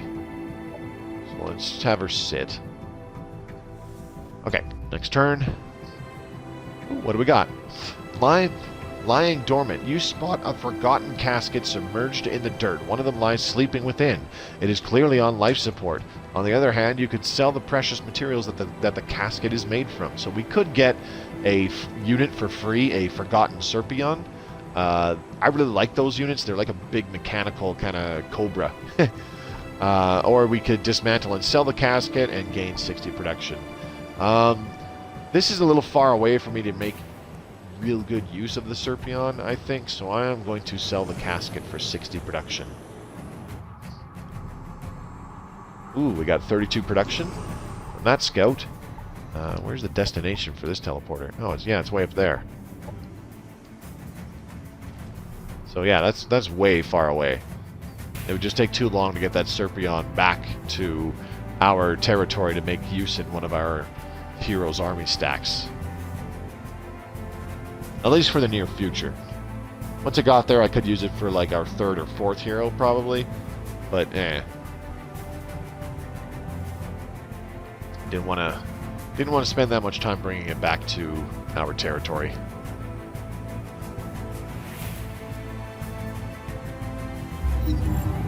All right, it's our turn again. So we got another annex. sector base for Malzbeth. Malzbeth produced a recreational dome. Very good. We're going to go ahead and do an energy exploitation on the sector we just grabbed. What else can we do? Let's go ahead and move the colonists around a little bit. Let's put 2 more in production. What else do we want? Let's put 2 in here, I guess. Yeah, we'll do that. Let's do standard military infrastructure as well. So yeah, military infrastructure gives you militia units in the colony and its attached sectors, so that if it gets attacked and you don't have an actual army there, there's still mods. Or sorry, there's still a militia. Excuse me, not mods. There's still a militia that can protect it. And the higher quality infrastructure you construct in the colony, the stronger the militia force is. Like eventually you have them with like tanks and gunships and stuff like that as you improve the defensive infrastructure. So it's just about the end of the stream here. We'll do this one last turn and then I will call it a night. So looks like all the modding is done for the units. That's good. That person just needs to hang tight for another turn. We can produce an engineer here, which I definitely want. Do you have a Pug by any chance? No, you don't. Alright, so we're gonna produce a Pug first, and then I would like an engineer, but it's not gonna produce it very quickly, is it? How long to produce? Oh, why is it 3 turns for everything all of a sudden? Huh. Alright. Let's go to the Unit Template Manager. From here, we can mod our units without having to have produced a unit. So, For starters, our engineer, let's go ahead and give them the improved combat sensors. Makes them harder to hit and gives them detector. Let's give them the nanite injectors, and we'll also give them interlocking armor. There we go. So they're going to be a little bit more tanky. They're getting plus armor, plus armor, plus armor, kinetic resistance, a way to self-heal. They're a little bit harder to hit. So interesting bonuses all around. Alright, let's go ahead and save this template. There we go. And now, when we go to the capital, which we want to produce these units, plated engineer, bam, there we go. It will now produce these units. We only have 6 turns to complete that. That's not good. That is not good. Huh. How quickly can we produce a trooper here? 2 turns. Also not good. Maybe instead of an engineer, I'll just produce like an owl or something. How long would that take? 2 turns. Okay. Can you get there in 1 turn? No. That's not good. Huh.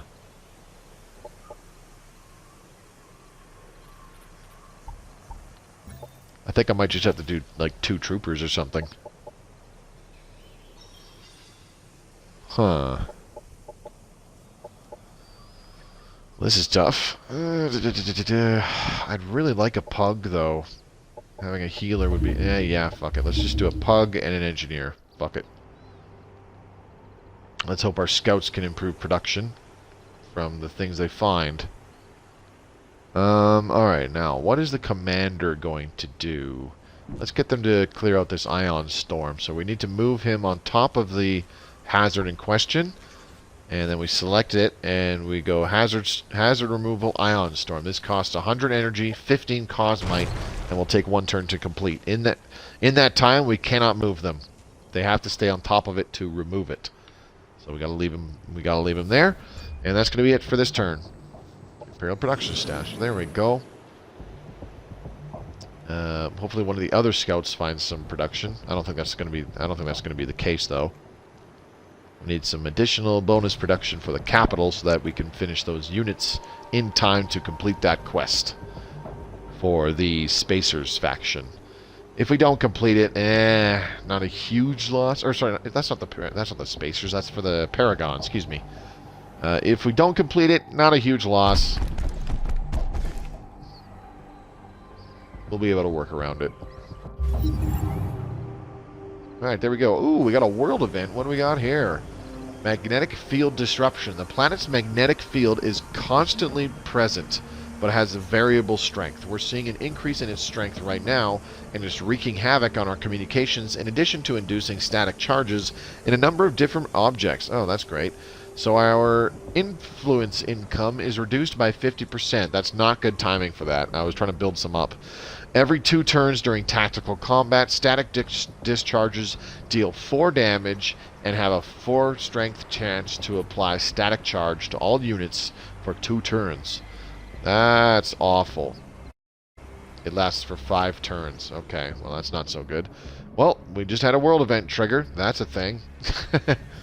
Okay, that's going to be it for tonight's stream, though, so I'm going to go ahead and save the game. We've hit the 2-hour mark, so let's go ahead and remove that save. We jumped from turn 3 to turn 16, so a fair bit's happened. Not a hell of a lot of tactical combat because we're just clearing out Marauder guards for now, but I'm hoping that will change.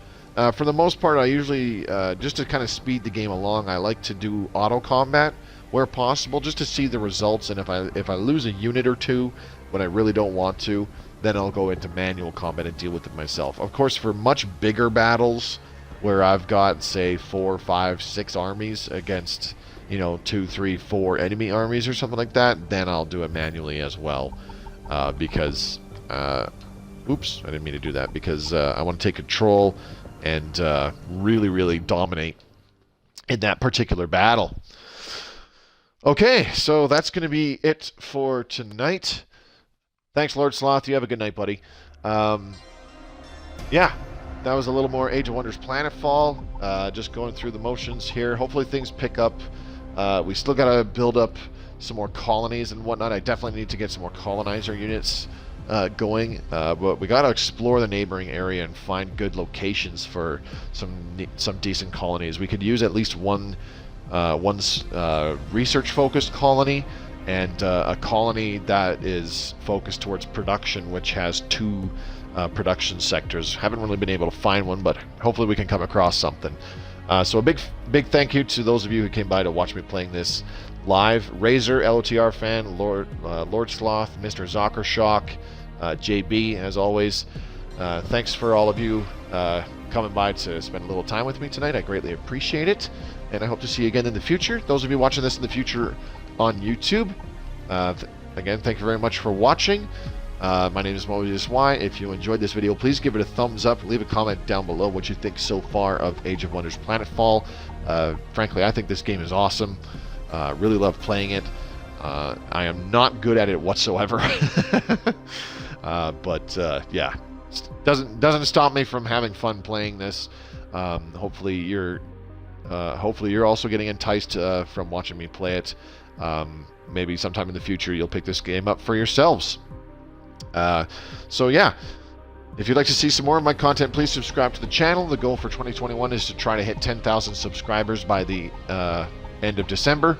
So if you want to help out with that, the best things you can do are subscribe yourself and share my content with anybody who you think might enjoy watching it. Don't forget to check out the links in the description below. There's one for my Twitch channel, which I stream this off of.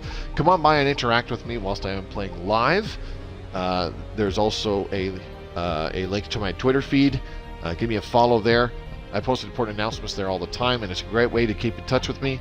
Last but not least, there is a link to my own personal Discord channel for fans of my content to freely join. It's not mandatory, but I highly recommend it. You can take part in the viewer polls determining what other games besides things like Stellaris Console Edition I play live on the streams. So if you want to participate in those, that is the place to be. And I hope to see you there. This is Mobius Y signing off for now. I'll be back with some more Age of Wonders Planetfall next Monday. I'm looking forward to playing some more of this as time goes on, as the weeks go by in February and March here. Hopefully I can encourage you guys to try this game out for yourselves, because I think it's nothing short of fucking awesome. Anyways, that's it for me tonight. Tomorrow, Friday the 19th, will be some more Stellaris Console Edition with the Psilocybin Cartel, our criminal heritage mega corporation. So that's going to be going on then, and maybe you'll drop by for that. Until then, this is Mobius Y signing off for now. Hopefully Friday goes by without a hitch, and yeah, we can kick off the weekend with some awesomeness. Have a good night, everybody. See you soon.